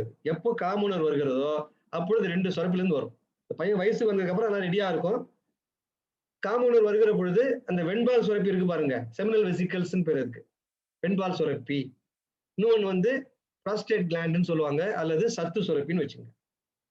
இது 2ம் ஒன்னா சேர்ந்து எதை வந்து சந்திக்கும்? விந்தணு வந்து சந்திக்கும். இப்ப 3 பேர் சந்திச்சாச்சு. விரையிலிருந்து வர விந்தணு, விரைக்கு வெளியில அந்த பிளாடர் கிட்ட அடி வயித்துல அந்த வெண்பால் சுரப்பி ஒண்ணு, செமினல் வெசிக்கல்ஸ். அடுத்தது ப்ராஸ்டேட் கிளாண்ட்னு ஒண்ணு, சத்து சுரப்பி. இது 2ம் சுரந்து வந்து இந்த விந்தணு 3 பேரும் ஒன்னா சேர்றாங்க. 3 பேர் கூட்டு, ரொம்ப முக்கியம். அது 3 பேர் ஒன்னா சேர்ந்ததுக்கு அப்புறம் அதுக்கு சீமன் பேர், அது சுக்கிலம் தமிழ்ல சொல்லுவாங்க. இப்பதான் பெருமான் சொல்ற வார்த்தைக்கு நம்ம வரோம். சுக்கிலத்தை வீணில் விடப்படாதுன்னு ஒரு பெருமான். சுக்கிலம் எங்க வருதுன்னு ஞாபகம் வந்துச்சா எல்லாருக்கும்? நான் கொஞ்சம் நிறைய பாயிண்ட் சொன்ன மாதிரி தெரியுது. நான் உடனே ரிப்பீட் பண்றேன், ஒரு 10 நிமிஷம் இருக்கு, இன்னும் கொஞ்சம் புரிஞ்சுக்கங்க. ஆக காம உணர்வு வந்த உடனே அந்த விந்து பையிலிருந்து விந்து குழாய் வழியாக விந்து நகர்ந்து வருகிறது. வருகிற பொழுதே வழியில 2 பேரை அது சந்திக்குது. யாருன்னா வெண்பால் சுரப்பிலிருந்து வர வெண்பாலையும் இந்த சத்து சுரப்பி ப்ராஸ்டேட் கிளாண்டுங்கிற சத்தையும் எல்லாம் ஒன்னா சந்திக்கும். எதுக்காதுன்னு கேட்டீங்கன்னா ஐயா, ஏன் சந்திக்கணும்? இந்த வெண் திரவம் இருக்கு பாருங்க, அதுதான் இந்த குழன்னு மூவ் பண்ணக்கூடியது. விந்துக்கள் நீச்சல் அடிக்கணும் இல்ல, நீச்சல் அடிச்சு போகணும். ஆண் அந்த பெண்ணோட சினை முட்டையை தேடி கண்டுபிடிக்கிறவருக்கு நீச்சல் அடிக்கணும். அடிக்கிறதுக்கு ஒரு திரவம் வேணும்ல அதுக்கு. அந்த திரவம் தான் இந்த வெண்பால். இந்த வெண்பால் இல்லைன்னு சொன்னா இந்த இந்த விந்தணுன்னு எப்படி இருக்கணும்? ஒரு குண்டூசி மாதிரி இருக்கும், தலைப்புரட்டை மாதிரி இருக்கும். இந்த தவளையோட லைஃப் சைக்கிள் பார்த்தீங்கன்னா தலைப்புரட்டைன்னு ஒண்ணு இருக்கும். ஒரு சின்ன குண்டூசி தலை எப்படி இருக்கோ அது கீழே ஒரு வால் தான் அந்த குண்டூசி. அந்த வால் இப்படி இப்படி ஆடிச்சுன்னா தலை நகர்ந்துட்டே இருக்கும். என்ன அமைப்பு பாருங்க, உருவங்குரு எதுவும் கிடையாது. ஒரு சின்ன தலை மாதிரி குண்டான இருப்பது, கீழே ஒரு வால் மாதிரி வருது. இப்ப பட்டம் காத்துல பறக்குது பாருங்க, மேல ஒரு பட்டம் கீழே ஒரு வால் மாதிரி இருக்கு. அது மாதிரி குண்டூசி மாதிரி ஒரு சின்ன இது. அது எவ்வளவு தெரியுங்களா ஐயா? ஒரு தடவை அந்த மாதிரி ஒரு பெண் புணர்ச்சியில ஆண் புணர்ச்சியில அல்ல பையன் பெண் இல்லாத வெளியாக்குறான்னா இந்த 1 மில்லி லிட்டர்ல 3 கோடியிலிருந்து 30 கோடி உயிரணுக்கள் இருக்குமாயா. எவ்வளவு பாழ் பண்றாங்கன்னு பாருங்க. ஒரு தடவை, அது 1 மில்லி லிட்டர்ல குறைஞ்சது ஒரு 5 லிட்டர் 6 மில்லி லிட்டர் இருக்கலாம். அப்படின்னா கிட்டத்தட்ட 50, 60 கோடி உயிரணுக்கள் ஒரு தடவை ஒரு ஆண் பெண் புணர்ச்சி ஒரு ஒரு ஆண் வெளியிடுறதுல வந்து 50 கோடி கிட்டத்தட்ட உயிரணுக்கள் இருக்கு. அந்த உயிரணுக்கள் பூரா நீச்சல் அடிச்சு நீச்சல் அடிக்கிறதுக்கு ஒரு திரவம் வெளி குழ குழன்னு. அதுதான் அந்த வெண்பால் சுரப்பி சுரக்குது. அந்த இன்னொன்னு சொன்ன பாரு புரோஸ்டேட் கிளாண்ட், அதாவது சத்து சுரப்பி. இந்த இதுக்கு உண்டான சூட்டையும் கொடுக்குது அந்த சத்து சுரப்பி. யாருக்கு? அந்த விந்தணுக்கு. அதுக்கு உண்டான சத்தையும் கொடுக்குது. ஆக இதெல்லாம் ஒண்ணா சேர்ந்ததுக்கு அப்புறம் தான் அதுக்கு வந்து சீமன் அல்லது சுக்கிலம்னு பேரு. இப்ப 3 பொருள் உற்பத்தி பண்ணு உடம்புன்னு பார்த்துட்டோம். இப்ப அந்த குழாய்க்கு வந்தாச்சு. எந்த குழாய்க்குங்க? ஆண் குறிக்குள்ள இருக்கிற அந்த பைப்புக்கு வந்தாச்சு இப்போ. அந்த பைப்ல 2 கனெக்ஷன் இருக்குன்னு சொன்னேன். ஆண்குறி பைப்ல. ஒண்ணு வந்து சிறுநீர் பையிலிருந்து வரக்கூடிய சிறுநீர் கனெக்ஷன் ஒண்ணு. இப்ப நம்ம சொல்ற அந்த 3 பேரும் சேர்ந்து வரக்கூடிய ஒரு பைப். அது 2 சேர்ந்துரும். ஆண் பெண் புணர்ச்சியின் பொழுது இந்த 3 திரவம் சேர்ந்த திரவம் இருப்பாங்க. 3 இப்ப சொல்ல வேண்டாம். சீமன் சொன்னாலே இப்ப சுக்கிலம் சொன்னாலே இப்ப சுக்கிலம்னா 3 சேர்ந்ததுன்னு அர்த்தம். இந்த சுக்கிலம் இதுல டிராவல் பண்ணலாம். இந்த ஆண்குறி வழியாக அல்லது சிறுநீரும் போகலாம். ஆக அப்ப இந்த பால் உணர்ச்சி தூண்டப்படுகிற பொழுது இது 3ம் கலந்த சீமன் அல்லது சுக்கிலம் இருக்கு பாருங்க. அது வெளியேறி பெண்ணோட உறுப்புக்குள்ள போகுது. ஒரு ஆண் உறுப்பு எப்படி இருக்கிறது? எப்பப்ப எது என்னென்ன ஆகுது? எப்படி திரவம் வெளியாகுதுங்கிறத ஒரு 3 மாசம் 2 மாசம் வந்து டீட்டெயிலா படிக்கிறத உங்களுக்கு நான் வந்து ஒரு 3/4 மணி நேரத்துல சுருக்கி சொல்லியிருக்கேன் ஐயா. அதனால கொஞ்சம் ரொம்ப சுமையா தான் தெரியும். இருந்தாலும் மறுபடியும் நான் ஒரு 10 நிமிஷத்துக்கு தொகுத்து நான் சொல்றேன். எளிமையா எங்கேயும் சிந்தனை தவற விடாதீங்க. இப்ப தயவு செய்து என்னோடு இருங்கள் எல்லாரும். இன்னொரு 10 நிமிஷத்துக்கு சிந்தனை எங்கும் தவற விடாதீர்கள். ஒரு ஆண் குழந்தை ஒரு தாயோட வயிற்றிலிருந்து வெளியிலே வருகிறது. தாய் வயிற்றிலிருந்து இப்பதான் வெளில வந்து குவா குவான்னு கத்துது. அந்த நேரத்திலேயே அதற்கு ஒரு ஆண் உறுப்பையும் 2 விரைகளையும் இறைவன் படைத்திருக்கிறான். அந்த ஆண் குறிக்கு இரு பக்கமும் 2 விதைகள் சின்ன சின்ன விதைகள் இருக்கின்றன. அந்த விதைக்குள்ளார பிறக்கிற பொழுதே ஆயிரக்கணக்கான வட்ட வட்ட செல்களை இறைவன் வைத்திருக்கிறான். எதுக்காகனா பின்னால் அவைகள் தான் விந்தணுவை உற்பத்தி பண்ண போகிற கேந்திரங்கள் அல்லது ஆலைகள். ஆக பின்னால் உற்பத்தி செய்ய வேண்டிய அந்த விந்தணுக்கு இறைவன் பிறக்கிற பொழுதே அந்த வட்ட வட்ட செல்களோடு அனுப்புகிறான். அது அவனுடைய தனிப்பெரும் கருணை. இதெல்லாம் எவ்வளவு செல் இருக்கு, என்ன சைஸ் மூலம் மெஷர் பண்ணியிருக்காங்க சயின்ஸ்ல. அசகாத்திய வல்லுநர் அந்த மெடிக்கல் சயின்ஸ்ல உற்பத்தி பண்ணானுங்களே, சாதாரண ஆள் இல்லையா அவனுக்கு? எவ்வளவு கூட உள்ள போகணும் போயிட்டே இருக்கான். அவ்வளவு ஆய்ந்திருக்கிறாரு. ஆக ஒரு குழந்தை பிறக்கிற பொழுதே அந்த 2 விதைகளிலும் வட்ட வட்ட செல்கள் அமைக்கப்பட்டிருக்கின்றன. அவைகள்தான் பின்னாலே விந்துவை உற்பத்தி செய்கிற ஆலைகளாக மாறுகின்றன.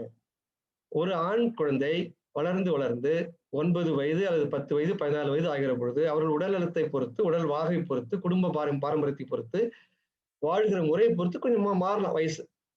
ஆனா ஒரு ரேஞ்சு நீங்க மனசுல வச்சுக்கணும். ஒரு 9 வயதுல இருந்து 14 வயதுக்குள்ளார ஒரு பையன் வயசுக்கு வர வயசு. வயதுக்கு வருகிற ஒரு நிலை.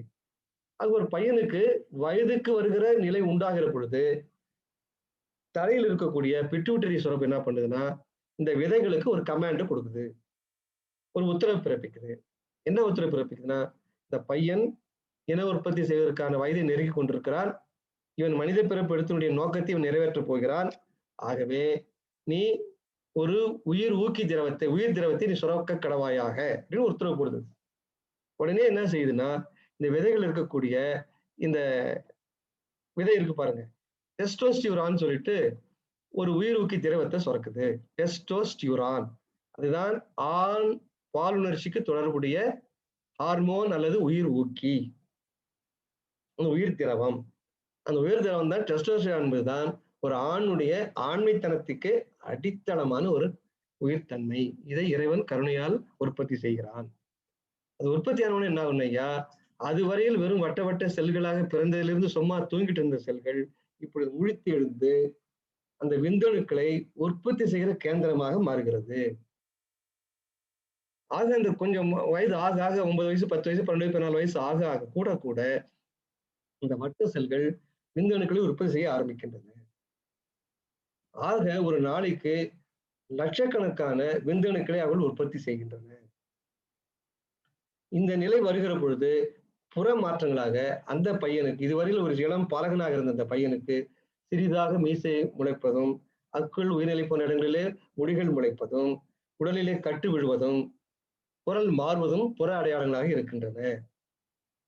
இப்ப அந்த செல்கள் அந்த விந்துவை சுரக்க ஆரம்பித்த உடனே அவைகள் என்ன செய்யுதுன்னா 50 நாள் வரையில அங்கேயே ஒரு செல், ஒரு தனி செல் எடுத்துக்கிட்டீங்கன்னா பல லட்சம் செல் 24 ஹவர் சுரந்துகிட்டே இருக்கும். It's continuous process sir. இதுக்கு லீவு கிடையாது, ஸ்ட்ரைக் கிடையாது, ஓய்வு ஒண்ணும் கிடையாது.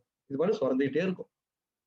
ஆனா ஒரு செல் எடுத்துக்கிட்டீங்கன்னா நீங்க அது நன்றாக வளர்ந்து திடமாக ஆவதற்கு 50 நாள் அந்த விரைக்குள்ளே இருக்கிறது. அதன் பின்னாலே விரைக்குள்ளே இருக்கக்கூடிய விந்து பையில போய் சேர்கிறது. அதுவும் விரைக்குள்ளதான் இருக்கு. அதுக்கு எப்டிடைமிஸ்ன்னு பேரு. விந்து பையின் பேர் அதுக்கு.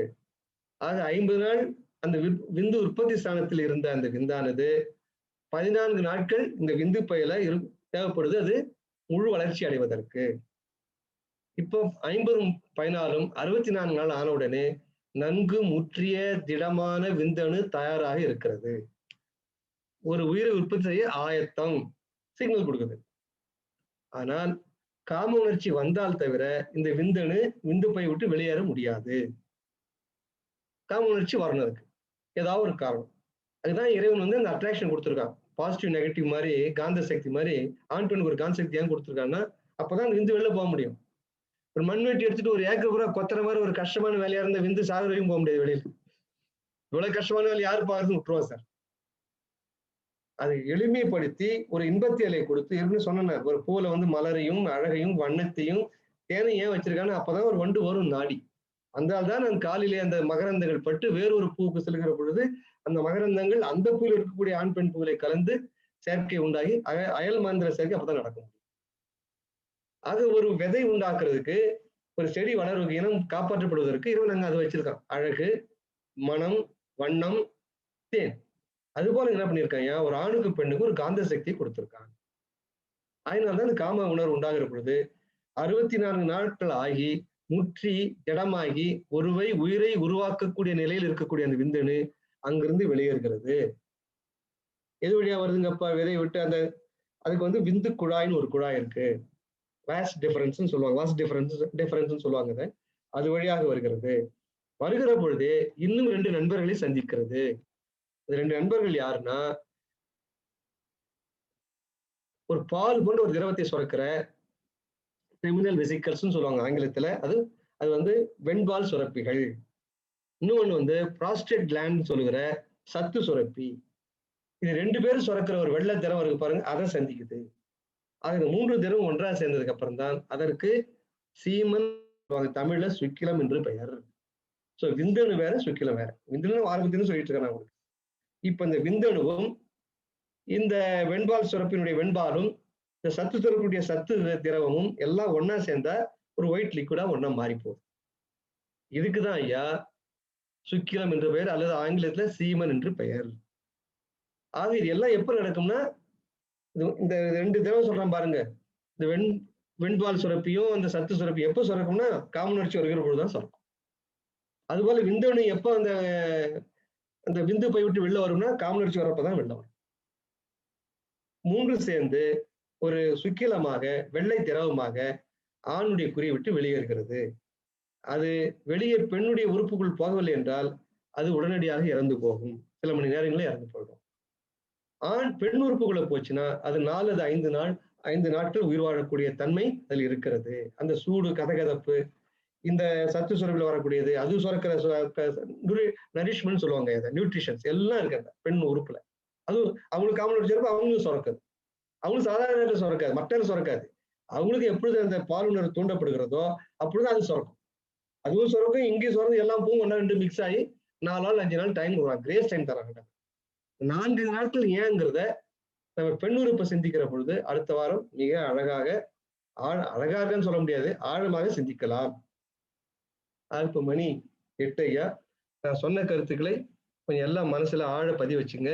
நான் சொன்னது அத்தனையும் எழுத்துப்பூர்வமாக ஆக்கி பிராக்கெட்ல இங்கிலீஷ்ல போட்டு உங்களுக்கு எல்லாரும் நான் நாளைக்கு 2 நாளைக்கு நான் அனுப்பிச்சு வைக்கிறேன். அதை ஒரு முறை அடுத்த வாரம் வருகிற வழி திரும்ப படிங்கய்யா. ஏன்னா இது சயின்ஸ் செய்யாது. நான் ராமாயணம் கேட்கிற மாதிரி கேட்டா அதுக்கு இந்த காதை இந்த காலை போடும் பலன் கிடையாது. இது பெருமான் சொல்லுகிற பெரு விண்ணப்பத்தினுடைய அத்தனை புரிஞ்சுக்கிறது எல்லாம் இந்த பேக்ரவுண்ட் தேவை. இப்ப நான் 2 சொல்லிட்டேன். ஒரு கருத்து நான் உங்களுக்கு போன வாரம் சொன்னேன், இந்த வாரம் மிஸ் பண்ணிட்டேன். அதாவது சிற்றணு பசுவா இருக்கக்கூடிய அந்த அந்தகாரம் சிறிய அணுவா இருக்குது.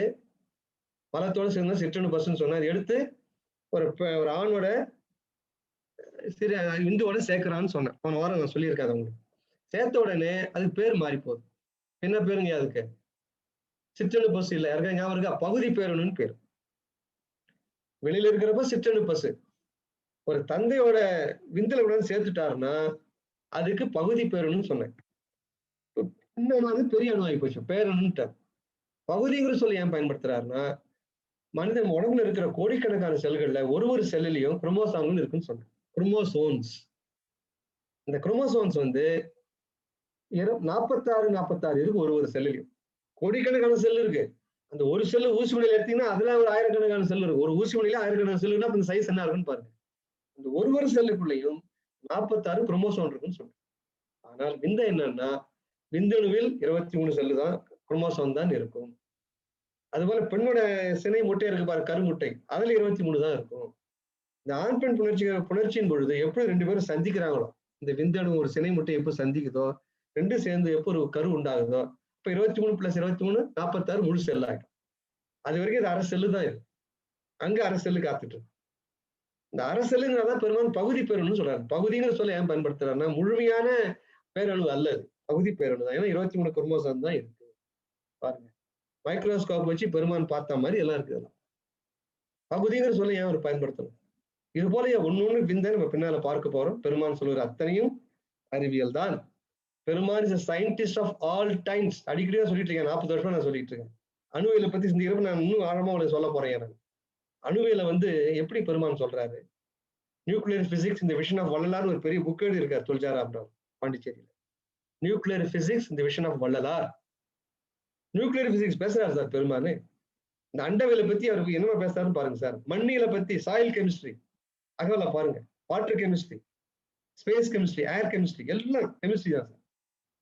அது scientist of all time sir. இப்ப நான் இது வரைக்கும் சொன்னதிலே பாருங்க 3-4 உண்மைகள் பேருண்மைகள் நமக்கு அதிசயமா இருக்கு. ஆக இப்பொழுது ஆண் உடம்பில் அண்டத்திலே சிற்றணு பசுவாக இருந்த இந்த ஆன்மா இறைவனுடைய கருணையினாலே ஒரு விந்துவில் எடுத்து விடப்படுகிற பொழுது அது பகுதி பேரணுவா மாறுது. பகுதி பேரணுவாக மாறி வெளியிலே வந்து 2 கூட்டாளிகள், இந்த வெண்பால் சுரப்பிலிருந்து ஒரு வெண்பால் சத்து 3 சேர்ந்து சுக்கிலம் என்கிற பெயராலே, சீமன் என்கிற பெயராலே ஆண்குறி விட்டு வெளியேறுகிறது. இது வரைக்கும் பார்த்தாச்சு. வெளியேறி பெண் உறுப்புகள் எப்படி போகுது, என்னென்ன மாற்றம், அங்க பெரிய அதிசயங்களா இருக்கு சார். அங்க அடுத்த வாரம் நம்ம சிந்திக்கலாம். அதனாலயா இப்பொழுது 8 ஆகிவிட்டது. கேள்வி பதில் நேரம். இந்த வகுப்பிலேயோ அல்லது மற்ற 12 வகுப்பு நடந்தது எதுவும் கேட்கலாம் ஐயா. வணக்கம். ஓ சங்கர், இளைஞரை பாக்குறப்பே ஒரு உணர்ச்சி வருது எனக்கு. உங்களை போல இளைஞர் தான் ஐயா தேவை சன்மார்க்கத்துக்கு. வாங்க ஐயா, சொல்லுங்க ஐயா. முக்கியமான பல விஷயங்கள் விளக்கம் பெற்றது. அதுல ஒரே ஒரு கேள்விங்க. நல்லது ஐயா. பெண்ணுக்கு வந்து கருமுட்டை உருவாகி அது வந்து கரு உரலைன்னா வெளியில வந்துருது.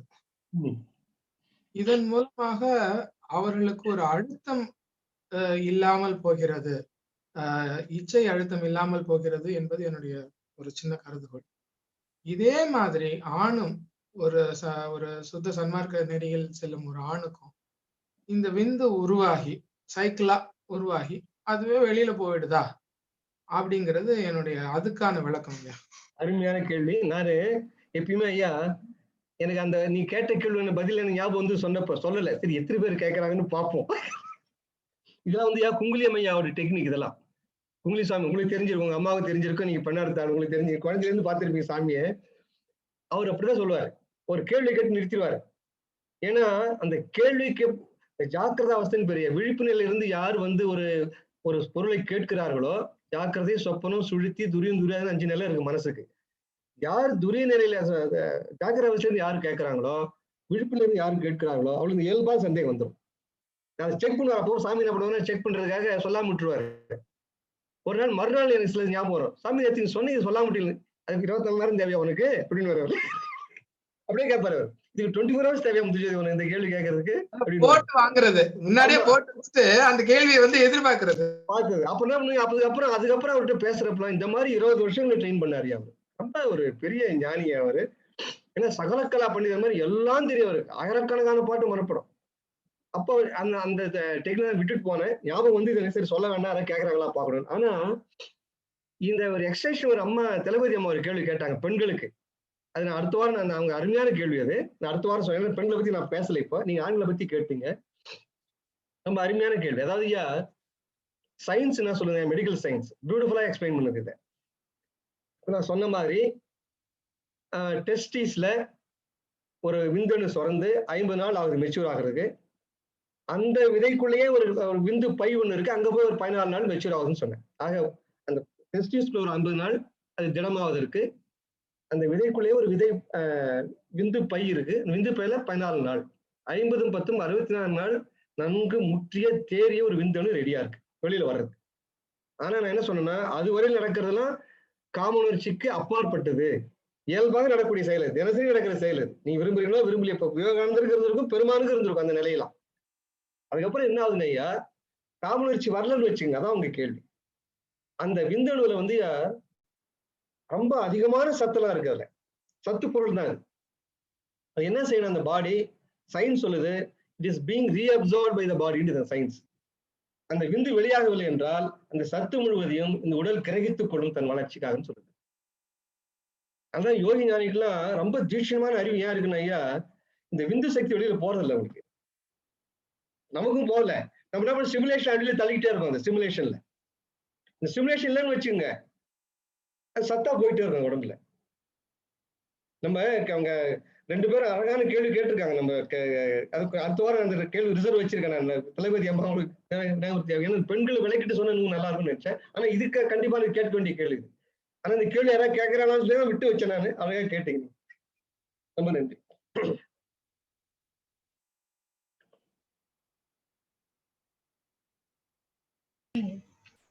வணக்கங்க.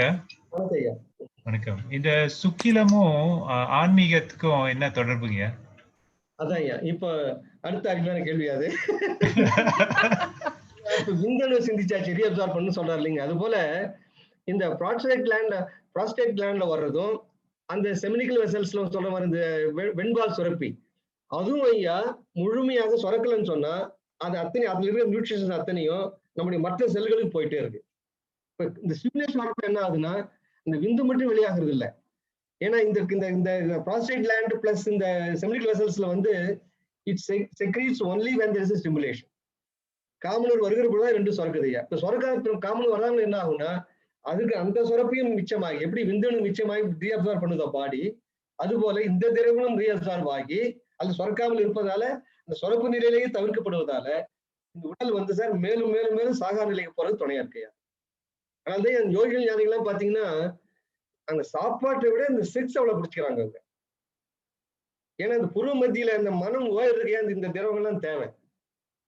இந்த பயிற்சி பண்ணவும் நல்லா தெரியாது. இந்த அதிகமா செக்ஸ் ஃபீலிங் இருந்தப்போ மனம் எப்படி ஓஞ்சது, இப்ப எப்படி ஓய்வு நல்லா தெரியாது. டிஃபரன்ஸ் எது தேவைன்னா, இந்த 2 இந்த வெண்பால்ங்கிற சொல்ற அந்த செமினிக்கல் வெசல்ஸோட லிக்விடும், ப்ராஸ்டேட் கிளாண்டோட லிக்விடும், இந்த விந்தணுவும் 3 வெளியேறவில்லை. விந்தணு ஒன் ஸ்டிமுலேட் ஆச்சு வெளில வந்துடும், அது நிறுத்த முடியாது. அதுக்கப்புறம் நீங்க அந்த பாலுணர் வரலங்கிறப்ப அந்த விந்தணு அங்கேயே விந்து பையில இருந்து ரீஅப்சார்வ் ஆயிடும், அந்த பெனிஸ்க்கே வராது, அது வர வேண்டிய அவசியம் இல்லை.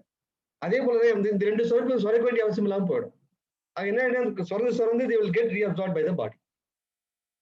இங்கதான் ரொம்ப ஸ்ட்ராங்கான கேள்வி அம்மாவது இருக்கு அடுத்த வாரம் தளபதி அம்மாவது. இவ்வளவு வசதி உங்களுக்கு சேமிச்சுக்கலாம் இடம் இருக்கு, நீ ஆன்மீகத்துக்கு போனீங்கன்னா இவ்வளவு சேமிச்சு மேல்நிலைக்கு சாகா கலைக்கு போலாமே. பெண்களுக்கு நினைக்கிறவோ நினைக்கலையே வெளில வந்துட்டே எங்ககிட்ட என்ன இருக்கு, எங்கிட்ட ஒரு ஏதும் இல்லையே. அருமையான கேள்வி. நான் என் மகள் கூட ரொம்ப வேந்து ரொம்ப பாராட்டினாங்க. அதை அதுக்கு பதில் அடுத்த வாரம் பார்ப்போம். அதுக்காக ஏன் மண்டை வடிச்சு அவங்களுக்கு கேட்டுட்டே இருந்தேன், டாக்டர் என்ன சொல்லுதுன்னு கேட்டேன். இதை ஒண்ணு அவங்களுக்கு ஓப்பனா எந்த சொல்லிட்டாங்க அவங்க. அப்புறம் என்ன பண்ணி மறுபடியும் நிறைய இந்த லிட்டரேச்சர் படிக்க ஆரம்பிச்சாங்க. இந்த ஒரு 10 நாள்ல ஐ காட் இட் க்ளூ. அடுத்த வாரம் சிந்திப்பேன், பெண்கள் பத்தி சிந்திக்கலாம். ஐயா சுந்தரானந்த், ஐயா வணக்கம். நேத்தான் நினைச்சேன் அவர் என்ன அந்த அழகிய முகத்தை பார்க்க முடியலையே, 2 வாரம் குரலை கேட்க முடியலையே. போன வாரம் வந்து நான் அது வந்து டைம் பர்சனல் ஒர்க்ல மாட்டின்ட்டேன் நானு. நீ ரொம்ப நிறைய அதாவது வந்து கீதையில கூட கிருஷ்ணர் வந்து அர்ஜுனனுக்கு சொல்றாரு, நீ எல்லா உண்மையும் சொல்லிட்டு நீ போருக்கு போங்கிறார், நீ போருக்கு போடாங்கிறார் அவனை. அப்ப வந்து நீ குடும்ப வாழ்க்கையிலேயே நீ இருங்கிறாரு. நீ வந்து அர்ஜுனன், நீ குடும்ப வாழ்க்கையிலேயே இரு, நீ வந்து சன்னியாசியா நீ போக வேண்டாங்கிறார். என்னுடைய சிந்தனை என்ன சொல்றதுன்னா வந்து, நீ குடும்ப வாழ்க்கையிலே இருக்கும் பொழுது நீ சுக்கிலத்தை விட்டுட்டேதான் இருப்ப. அப்ப வந்து அத விடுறதுக்காக தான் வந்து ஜீவகாருண்யம் பண்ண போதுதான் வந்து அது போகுன்றதுக்காக தான் வள்ளலார் வந்து அது முதல் நிலையா வச்சிருக்காருன்னு நினைக்கிறேன் நான். உண்மைதான் ஐயா, அந்த கருத்து நான் சொல்றேன். இதுக்கு பதில் சொல்லாம யாராவது கருத்து இருக்கேன் உங்களுக்கு? இல்ல அதுதான் என்னுடைய ஒரு கருத்து. அதுதான் எப்படின்னா அதுக்காக தான் வள்ளலார் அது ஒரு காம்பன்சேட்டரி ஆக்ஷனுக்காக தான் முதல் நிலையா வச்சிருக்காரு அவரு. ஆமா ஆமா. அதாவது நான் ஏன் வேந்து கொடுங்க அருட்பா படிக்க படிக்க கண்ணீர் கரைஞ்சி நான் ஏன் படிப்பேன்னா, யோக தவம் விரதம் என்னென்னமோ செய்யறாங்களே ஐயா உலகத்துல. பெரும்பாலும் என்ன சொல்றேன் சிம்பிளா, இத்தனை செய்யறதை காட்டிலும் மன நிகழ்ச்சி உண்டாகிறப்போ இந்த என்டையர் கான்சன்ட்ரேஷன் எங்க இருக்குன்னு கேட்கிறாரு அவர். இப்ப நீங்க வந்து தியானம் பண்றது உட்காருங்க, புரு மத்தியில மனசை வைக்கிறீங்க, அப்ப மனசு எங்க இருக்குன்னு செக் பண்ணி பாருங்க. ஒரு செயல் செய்யற மனசு எங்க இருக்குன்னு செக் பண்ணி பாருங்க. ஒரு ஆன்மாவுக்காக உருகி அழறீங்களே, அப்போ மனம் எங்க இருக்குன்னு ஆராய்ச்சி பண்ணி பாத்தீங்களான்னு கேட்கிறாரு அவர். நான் நிறைய பாத்திருக்கேன் பிராக்டிக்கலா. ஒரு ஆன்மாக்கள் மனசு உருகி அழுவுது பாருங்கய்யா, அதை விட ஒரு புருவ மத்திய ஒரு மனசை நிறுத்துறது வேற உபாயம் கிடையாதுங்க. 100% போய் அப்படியே நமக்கு முன்ன போய் உட்கார்ந்துட்டு அதுவும் அழுவுது, ஆன்மா சேர்ந்து அழுவுது புருவ மத்தியில. ஆக இந்த ஆன்மா வந்து உருகி இந்த ஜீவசுந்தரம் போக சுந்தரத்துல விட்டுட்டு பெருமாள் வந்து புறத்தை விட சொல்றாரு. ஜீவசுந்தரத்தை வெளியில விடணுங்கிறாரு, போகசுந்தரம் வெளியில விட சொல்றாரு ஐயா. நமக்குள்ள இருக்கிற ஜீவசுந்தரம் போகசுந்தரம்லாம் அந்த 1 நிமிஷம் 2 நிமிஷம் 5 நிமிஷம் அந்த ஆன்ம உருக்க வந்து நம்ம கண்ணு அழறப்ப அத்தனை சுதந்திரம் போயிடுது. நமக்கு ஜீவசுந்தரம் எல்லாம் போயிடுது. அந்த நேரத்துல இந்த சுதந்திரமே போறப்ப உடல் சுதந்திரத்துக்கு நமக்கு நினைப்பு இடமே கிடையாதுங்க. ஏன்னா அந்த காமன் உடலை பொறுத்து கிடையாது. அந்த ஜீவகாரியம் பண்றதுனால வந்து அந்த ஜீவகாரியம் பண்றதுனால அந்த தனித்துவம்ங்கிறது ஒண்ணு போகிறது இல்லையா? தனித்துவம் போக போக போக தானே நம்ம வந்து ஆன்மீகத்துக்குள்ள வர முடியும். நம்ம ஜீவகாரியம் பண்றதுடைய முக்கியம் எப்பவும் நிகழ்ச்சி வரும்னா ஐயா, அவன் வேற நான் வேற நினைக்கதான் நிகழ்ச்சி வரும். பார்க்கிற ஒரு உயிரையும் அந்த ஜீவகாரி ஒழுக்கத்தை போன வாரம் கூட சொன்னேன் நானு. 2வது ஜீவகாரி ஒழுக்கத்துல 3 பகுதி. அது 2வது பகுதியில சொல்லுவாரு, பேரின்ப லாபம் பெற்றவனுடைய அடையாளம் எதுன்னு கேட்கிறார். பேரின்ப பெற்றுடைய அடையாளம் யாவும் தாமாய் விளங்குதல். ஒரே வார்த்தை. மற்றதெல்லாம் 5 வரி 10 வரி 5 வரி எழுதுறாரு லாபத்தை. இம்மை இன்பத்துக்கு 10 வரி எழுதுறாரு, மறுமின்பத்துக்கு ஒரு 6-7 வரி எழுதுவாரு. ஆனால் பேரின்பத்திற்கு ஒரே ஒரு வரி, அது 3 வார்த்தை தான். யாவும் தாமாய் விளங்குதல். நீ எல்லா உயிர் பார்க்கிற உயிர்கள்லாம் அழுது என் உயிர் தான் என் உடல் தான் நினைக்கிற பையா, அது மேல காம உணர்வுக்கோ உலகியல் உணர்வுக்கோ எந்த உணர்வுக்கும் இடம் கிடையாதுங்க. இது வந்து ஐயா வார்த்தையால் வளர்க்கறதை விட அந்த ஆன்ம நிகழ்ச்சி வந்து ஒரு உயிரை பார்க்கிறப்ப அதான் சொல்றாரு பெருமானு, அவர்கள் தான் கடவுளுங்கிறாரு. அந்த ஆன்ம நிகழ்ச்சி ஒரு உயிருக்காக அவன் ஏங்கி அழறானோ அவன் தான் கடவுள், அவனே ஜீவன் முக்தர், அவன் பார்க்கிற காட்சி தான் கடவுள் காட்சி. அவ்வளவு ஏன் அவர் எம்பசைஸ் பண்றாருன்னா ஐயா, மனம் கரைஞ்சு போகுது அப்படியே. அந்த இடத்துல தான் கிடையாது, அகங்காரம் கிடையாது, உலகம் கிடையாது, பிள்ளை பொண்டாட்டி கிடையாது, எதுவுமே கிடையாது ஐயா. தன்னை மறந்து அழுது திக்கற்ற நிலை. அந்த நிலையில ஐயா காமத்துல இடமே கிடையாது. அவங்களுக்குலாம் இந்த சுக்கிலம் வந்து தானா மேல இருக்கு. பைசா பின்னால் சிந்திக்க போறேன். நம்ம இந்த சுக்கிலம் மேலேற்றுதான் என்ன, கீழேற்றுதான் என்ன, இது இப்ப நம்ம சிந்திக்க சாதாரண இல்லையா. இப்ப நம்ம வந்து அந்த விந்துவனு வந்து காம உணர்வு இல்லைன்னு சொன்னா இந்த பாடி திருப்பி எல்லாத்தையும் இழுத்து சத்தா மாத்திக்கணும். இது வரைக்கும் சாதாரணமா சிந்திக்கிறோம். அதற்கு மேல ஒரு நிலை இருக்கே புழுவத்து கொண்டு வர்றது, நம்ம பின்னால சிந்திக்கலாம். யோகாடி வருகிற பொழுது இடமே இல்லை, எல்லாம் பஞ்சு பாருங்க. ரொம்ப நன்றி. அவ்வளவு பெரிய நெறியா இருக்கு. நான் நினைச்சு ரொம்ப உருவம். நன்றி நன்றி நன்றி ஐயா, நன்றி நன்றி. வணக்கம். வணக்கம் ஐயா. ஐயா ஒரு சின்ன டவுட் தாங்க ஐயா. அந்த 64 நாள் சொன்னீங்க இல்லையா, 50+14. ஆமா ஐயா. அது வந்து ஏதாவது ஒரு டேட்ல ஆரம்பிக்குதா ஐயா, இல்ல ஒவ்வொரு நாளுமே அந்த உள்ளுக்குள்ள 60 நாள் முடிஞ்சு ஒவ்வொரு நாளுமே அந்த விந்தணுன்றது வருங்களா? இதுதான் சயின்ஸ் என்ன சொல்றது, மெடிக்கல் சயின்ஸ்ல every cell has got its own cycle. Cycle உண்டு ஐயா. ஒவ்வொரு சைக்கிளுக்கும் அந்த 64 சைக்கிள் உண்டு. அது எத்தனை லட்சம் அணுவா இருந்தாலும் சரிங்கய்யா. அது கண்டினியூஸ் ப்ராசஸ். உற்பத்தி ஆயிட்டே இருக்கும், ஆர்டன் ஆயிட்டே இருக்கும், மெச்சூர் ஆயிட்டே இருக்கும், ஆர்டன் ஆயிருக்கும், வெளியில போயிட்டே இருக்கும், ரீஅப்சார்ப் ஆயிட்டே இருக்கும். கண்டினியூஸ் ப்ராசஸ் தான். ஒரு விந்தனுடைய சைக்கிள் வந்து 64 நாட்கள். அது எத்தனை லட்சம் விந்தணுவா இருந்தாலும் சரிங்கய்யா.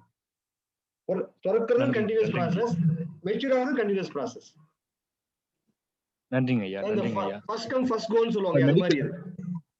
மெடிக்கல்ங்க ஐயா, மெடிக்கல் டெஸ்ட். இப்போ ஒரு கேள்வி டாக்டர் இப்போது தெரியுது. ஐயா சொல்லுங்க ஐயா. அவர் டாக்டர் ஏதோ கேட்டிருந்தாரு, குறுக்காயிடுச்சுன்னு நினைக்கிறேன்.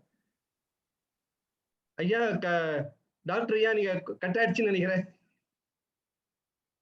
சரி பரவாயில்லையா. கண்ணன் ஐயா சொல்லுங்க. காஞ்சிபுரம் கண்ணன் ஐயா, வணக்கம் ஐயா. இப்போ இந்த இப்ப சொன்ன சயின்ஸ் வந்து நமக்கு இவ்வளவு தூரம் நம்ம கலந்து வந்துட்டோம். இப்ப நம்மளுக்கு எந்த லெவலுக்கு இருக்கும் அந்த சுக்கிரத்தை நம்ம எப்படி மின்னேற்றத்துக்கு எடுத்துட்டு வரணும்ன்ற இது கொஞ்சம் சொல்லி கொடுங்க ஐயா. எனக்கு ஐயா நீங்க எனக்கு அண்ணாரு 3 வருஷம் என்னோட பெரியவரு. நீங்க ஒரே வயசுலதான் இருக்கோம். நம்ம 3 வருஷம் நீங்க சீனியர். நல்ல கேள்வி கேட்டீங்கய்யா. அதாவது ஐயா, நமக்கு இந்த நேரம் வந்து ஐயா 72 வயதுங்கிறது இன்னைக்கு காலமே கூட நம்ம டாக்டர் விநாயகமூர்த்தி திலகவதி அம்மாவிட்ட பேசிட்டு நேற்று பேசுறோம் சொல்லிட்டு இருந்தாங்க. பெருமாள் வந்து ஞான சபைக்குள்ளர யார் வந்து இந்த விளக்கு சுத்தம் பண்ணலாம், யார் தூய்மை பண்ணலாம்னு ஒரு சட்டம் போடுறாரு. இது ஒரு ஆச்சாரம், சன்மார்க்கனுடைய ஆச்சாரம். அது என்ன ஆச்சாரம்னா, 12 வயதுக்கு கீழ்பட்டவர்களும் 72 வயதுக்கு மேற்பட்டவர்களும் தான் அந்த ஞான சபைக்குள்ள வரலாம்னு சொல்றாரு பெருமாள். அதுக்கு என்ன காரணம் நினைச்சு பாருங்க நீங்க. இந்த 72 வயசு கீழே இருக்கிற குழந்தைங்களுக்கு அந்த செக்சுவல் குரோமோசோம்ஸ் வேலை செய்யாது, பிட்யூட்டரி கிளாண்ட் கமாண்ட் கொடுத்துருக்காது அது வரையில. ஸோ பாலுணர்வு அது இல்லாத வயது 12 வயது கீழே. அதுபோல 72 வயசுங்கிறப்ப பெருமான் எதை குறிக்கிறாருன்னா, அந்த 6ஆம் பன்னீராகவே அது 72 12 லைஃப் பிரிச்சிருக்கோங்க. நாங்க 12 பிரிக்கிறப்ப முதல் 12 இது, அடுத்தது 6வது 12, 6வது நிலைக்கு மேல 6வது 12 76 72 12 72. அந்த 72 வயதுக்கு மேல பாலுணர்வு இல்லாத இருக்காது என்பதனாலதான் பெருமான் வந்து ஐயா இந்த 2 வயதுக்கு இந்த கேட்டகரியால தான் உள்ள போகணும்னு சொல்றாரு. உள்ளனா அந்த வழக்கு உயிர் எடுத்து போக கூடாது. அப்ப கூட அது ஞாபகம் வச்சுக்கணும் சார். நம்ம எல்லாருமே வெளியில இருந்துதான் விளக்கை ஏத்தணும்னு சொல்றாரு. ஹாஸ்பிட்டல் நின்றுட்டு எட்டி ஏத்தணுங்கிறாரு விளக்க. ஞானசபையில் இருக்கிற விளக்க வாய்ப்பிடிக்கு வெளியில இருந்து எட்டி ஏற்ற வேண்டும். படைக்க வேண்டியிருக்குன்னு வச்சுங்க. அப்ப என்ன பண்ணணும்னா, முற்றியில வந்து மெல்ல வெள்ளை துணியை சுத்திக்க சொல்றாரு, கையில கூட வெள்ளை துணி சுத்திக்க சொல்றாரு. தவழ்ந்து போய் வெளியில இருந்தே துடைக்கணுங்கிறார். எந்த காரணம் கொண்டும் அந்த விளக்கு இருக்கிற அந்த மகாபீடத்திலே மனிதனுடைய கால் படக்கூடாதுங்கிறது பெருமான் அவ்வளவு உன்னிப்பா இருக்கார். அப்ப அந்த வயசு எப்படி நிறைய பண்றாரு பாருங்க. 12 வயசுக்கு கீழே 72 வயசுக்கு மேல. ஏன்னா இந்த புலன் உணர்வு இல்லாத வயசுன்னு பெருமான் சொல்றாரு ஐயா. ஆனால் என்ன கொடுமைன்னா ஐயா, இப்போ வந்து இந்த டிவி சினிமா அதெல்லாம் கண்டதை பார்த்து இளம் பிள்ளைகளுக்கு அந்த 12 வயசுலயே அவங்களுக்கு பாலுணர்வு தெரிய ஆரம்பிக்குது. அது போல 72 வயசு தாண்டியும் ஐயா பாலுணர்வு இருந்துட்டு தான் இருக்கு. அதாவது அறிவால் தான் நம்ம வெல்லணும். அது அறிவால் தான் வெல்லணும். அறிவால் ஜாக்கிரதைப்பட்டுங்கிறார் பெருமான். அறிவுங்கிற ஞானம் இருக்குங்களா, ஞானத்தால் ஜாக்கிரதைப்பட்டு. ஜாக்கிரதைப்பட்டு ஐயா நம்ம செய்யறது நியாயமா? இது பெருமான் என்ன நம்ம நீதி சொல்லியிருக்காரு. என்ன பண்ணணும் ஐயா, 100%, அதாவது இந்த ஞான பிரஸ்டம் சொல்லுவாங்க, அதை இந்திரபிரஸ்தம் சொல்லுவாங்க. அதாவது பிரம்மச்சரியம், கிரகஸ்தம், வானப்பிரஸ்தம். இந்த வானப்பிரஸ்தம் என்ன அர்த்தம் ஐயா, குடும்பத்துல இருக்கணும், ஆனால் புளியம்பழமும் தோலும் போல, தாமரை இலையும் தடாகமும் போல. தாமரை தண்ணியில இருந்தா கூட தண்ணியில படாம இருக்கும். அதுபோல குடும்பத்துல இருந்தாலும் கூட வெளியில பாக்குறவங்க குடும்பத்துல இருக்கிற மாதிரி தெரியும், ஆனால் மனதால் வந்து அவங்க 2 பேரும் விடுபட்டு இருக்கணும். புலிநீச்சல் இருந்ததுதான் பெருமாள் விரும்புறாரு. அதான் 72 வயசு சொல்றாரு பெருமாள். அது நம்ம தான் ஏன் ஜாக்கிரதைப்படணும், ஞானத்தால் ஜாக்கிரதைப்படணும். அதுக்கு சதா சர்வகாலம் ஐயா நம்ம. ரொம்ப நன்றி, ரொம்ப நன்றி. அந்த 12 வருஷம் 6 12 சொன்னீங்கல்ல, அதுல இது புரிஞ்சுக்கிட்டேன் நானு. ஆமா, அது மாதிரி 9 வரைக்கும் இருக்கு ஐயா. 108வது அதான் சதாபிஷேகம் சொல்றது. இன்னைக்கு வந்து 80 90 100 தான் செய்யறாங்க. அதனால பெரியவங்க வந்து 12வது 9வது சைக்கிள் ஐயா. 12 108. ஏன்னா 9வது நிலை தான் பரநாதன் முரசு முழங்குற நிலை 9வது நிலை. நம்ம பின்னால பார்க்க போறோம். இந்த 9வது நிலை மேல 4 கூட்டிட்டு போனீங்கன்னா 4. நன்றி நன்றி நன்றி. போதும் ஐயா.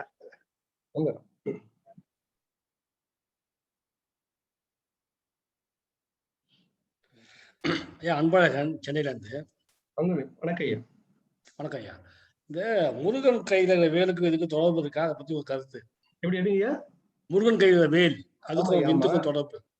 அது ஞானத்தினுடைய வெளிப்பாடு. அது முருகனுடைய வேல் எது சொல்லுவாங்கன்னா, நம்முடைய வந்து ஞானம் வந்து ரொம்ப ஆழமா இருக்கணும். அதுக்கப்புறம் அது அகன்று விரிஞ்சு கூர்மையா இருக்கணும். நீங்க வேலை நினைச்சு பார்த்தீங்கன்னா வேலோட தண்டு இருக்கு பாருங்க, அது வந்து நம்ம ஞானத்தினுடைய ஆழம். அப்புறம் அகன்று போகணும். ஞானம் வந்து அகன்று போய் மனக்கூறா இருக்கும், கூர்மையா இருக்கணும். ஆக அகன்றும் விரிந்தும் கூர்மையா இருப்பதையே ஞானம். அந்த ஞானத்தை உடையவன் தான் வந்து முருகன் சொல்லுவாங்க ஐயா. அந்த வேலை வந்து பராசக்தி கொடுக்குறப்பவே அவனுக்கு ஞானத்தை கொடுக்குறா. அதனாலதான் முருகன் கிட்ட வந்து பாடம் கேட்டா சொல்லுவாங்க. சிவபெருமான் வந்து முருகன் கிட்டையும் பிரணவத்துக்கு மந்திரம் கேட்கிறாருன்னா அந்த ஞானத்தை கை கொண்டதால் தான். அவர் வேலை கை கொண்டான்னு அர்த்தம் இல்லையா, ஞானத்தை கை கொண்டாருன்னு அர்த்தம்.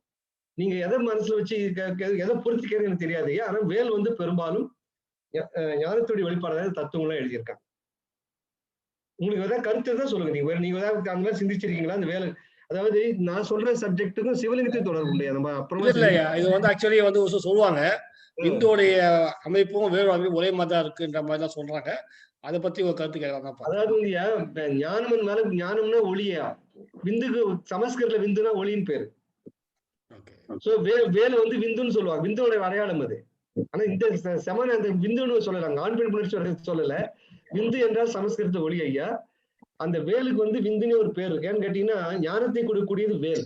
ஞானம் என்பது அறிவு, அறிவு என்பது ஒளி ஐயா. அதான் அந்த அறிவுக்கு வந்து பெருமான் விளக்கம் தான் சொல்லிட்டு போவார். அறிவுன்னு சொல்ல மாட்டாரு. இயற்கை விளக்கம், இயற்கை இன்பம், இயற்கை உண்மைன்னு சொல்லுவாங்க. அறிவு தான் விளக்கமா இருக்கு, ஞானம் தான் விளக்கமா இருக்கு. ஞானத்துக்கு வந்து தமிழ்ல சமஸ்கிருதத்துல விந்துன்னு பேருங்க. சோ அதனால வேலுக்கு வந்து விந்துன்னு ஒரு பேருக்கு, அதை வச்சு சொல்லியிருப்பான்னு நினைக்கிறேன். உங்களுக்கு சிவலிங்கத்துக்கும் நம்ம சிந்திக்கிறதுக்கு தொடர்பு இருக்குயா. அது நம்ம சிந்திக்கலாம் நம்ம பின்னால. நன்றி. வணக்கம், செல்வம் பேசுறேன். வணக்கம் ஐயா. நம்ம தியானம் பண்ணும்போது இந்த ஆஞ்சைன்னு சொல்ற ஆக்கினை இல்லதான் நம்ம தியானம் பண்றோம். அங்கதான் பிட்யூட்டரி சுரக்குதுங்களா ஐயா? ரெண்டும் ஒன்றுதானா?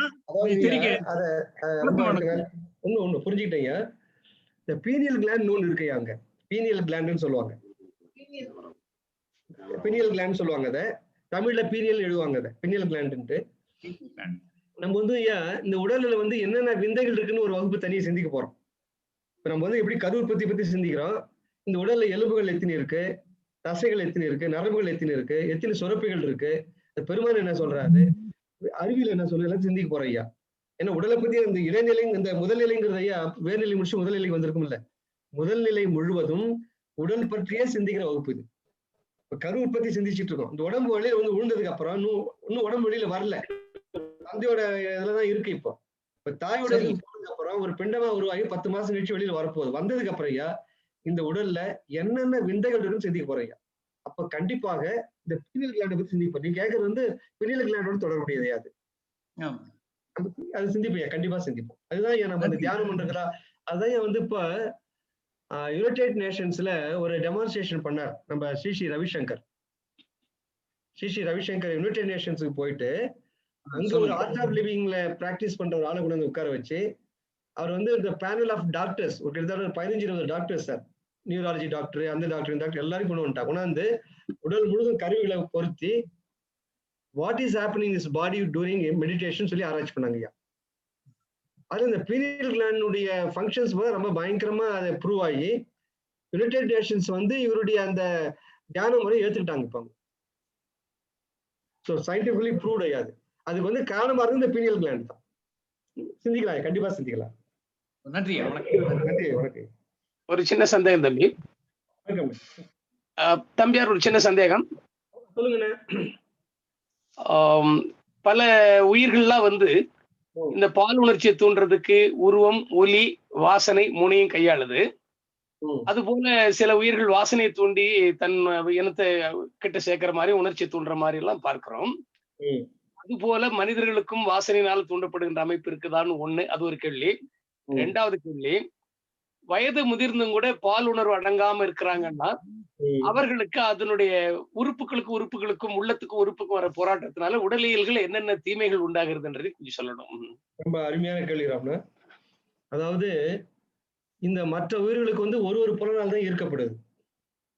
உதாரணமா இப்ப வந்து இந்த பயிர்கள்லாம் ஒரு பூச்சி ஒண்ணு வரும், போரன்னு சொல்லுவாங்க, துளைப்பான்னு சொல்லுவாங்க. இந்த மாதிரியான பூச்சிகளுக்கெல்லாம் இன்னும் நாங்க என்ன பண்ணுவோம், நாங்க வந்து லேப்ல அது மாதிரி பண்ணுவோம். அதுக்கு உண்டான நிறைய ஆராய்ச்சிலாம் நாங்க பண்ணியிருக்கேன் நானு. ஃபெரமோன் ட்ராப்னு பேர் இருக்கு. ஃபெரமோன் ட்ராப்னா என்ன அர்த்தம்னா, அந்த பெண்ணோட ஹார்மோன் இருக்கு பாருங்க, ஒரு பூச்சியோட பெண் ஹார்மோன் எடுத்து ஆராய்ச்சி பண்ணி அந்த சுரப்பி அந்த ஹார்மோனை லேபில் செய்வோம். லேபில் செய்து என்ன பண்ணுவோம்னா, அதை கொண்டு போய் ஒரு பஞ்சில வச்சு இந்த செடியில வச்சிருவோம். அது கீழே தண்ணி நிறைய வச்சிருவோம். என்ன ஆகணும், அந்த ஆண் பூச்சில என்ன பண்ணும்னா, அங்க ஒரு பெண் இருக்குன்னு நினைச்சுக்கிட்டு வேகமா பறந்து வந்து தண்ணியில விழுந்து செத்துரும். ஆக அந்த பூச்சிகளை அழிக்கிறதுக்கு ஃபெரமோன் ட்ராப்னு பேரு. அந்த ஃபெரமோன் ட்ராப்ல என்ன செய்யறாங்கன்னா, அந்த பெண் பூச்சியோட செல்லுல இருந்து அந்த லேபில் அதை உற்பத்தி பண்ணி, அது பெரிய பெரிய கம்பெனி இருக்கு, கிட்டத்தட்ட 200 கோடி 300 கோடி முதலீடு போட்டு டெல்லியில் இருக்கு அந்த கம்பெனிலாம். மேனுஃபேக்சர் ஒன்லி ஃபெரமோன் ட்ராப் தான். இந்த ஃபெரமோனை உற்பத்தி பண்ணி அதை கவர்ந்து எடுக்கிறாங்க. ஆக அந்த பூச்சியை பொறுத்த வரையில் அந்த பெண்ணை இழுக்கிறதுக்கு வாசனை ஒண்ணுதான். அது போல ஒரு ஒரு உயிருக்கு மாறிக்கிட்டே இருந்த சென்ஸ் இருக்கும், ஒரு 2 3 4. ஆனா மனிதனுக்கு என்னன்னு கேட்டீங்கன்னா, அந்த 5 புலனாலும் இருக்கப்படுறான். அதுதான் ஒரு பெரிய கொடுமை. இல்லை, கண்ணால இருக்கப்படுறான் ஒரு பெண்ணுடைய அழகை பார்த்து, மூக்கால நுகர ஆடப்படுறான் பெண்ணுடைய மனத்தை பார்த்து வச்சிருக்கிற பூவை வச்சு, அதுக்கப்புறம் வாய் சொல்லால, வாயினால, மெய்யினால, காதால பல விதமான செக்ஸுவல் சொற்கள்லாம் சொல்லி, இப்படி 5 புலனுக்கும் இடம் இருக்கு அந்த ஆண் பெண் புணர்ச்சியில.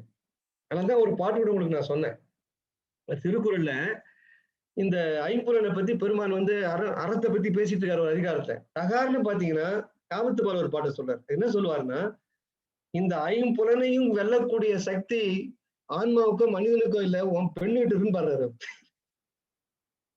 பைந்தொடி கண்ணே உல அப்படின்னா, இந்த 5 புலனாலையும் கவர்ந்து எடுக்கக்கூடிய ஒரு சக்தி பெண்ணிட்டு இருக்குங்க. இங்க வந்து இறைவனை பத்தி பாடுறப்ப அறநெறி பத்தி பாடுறாரு.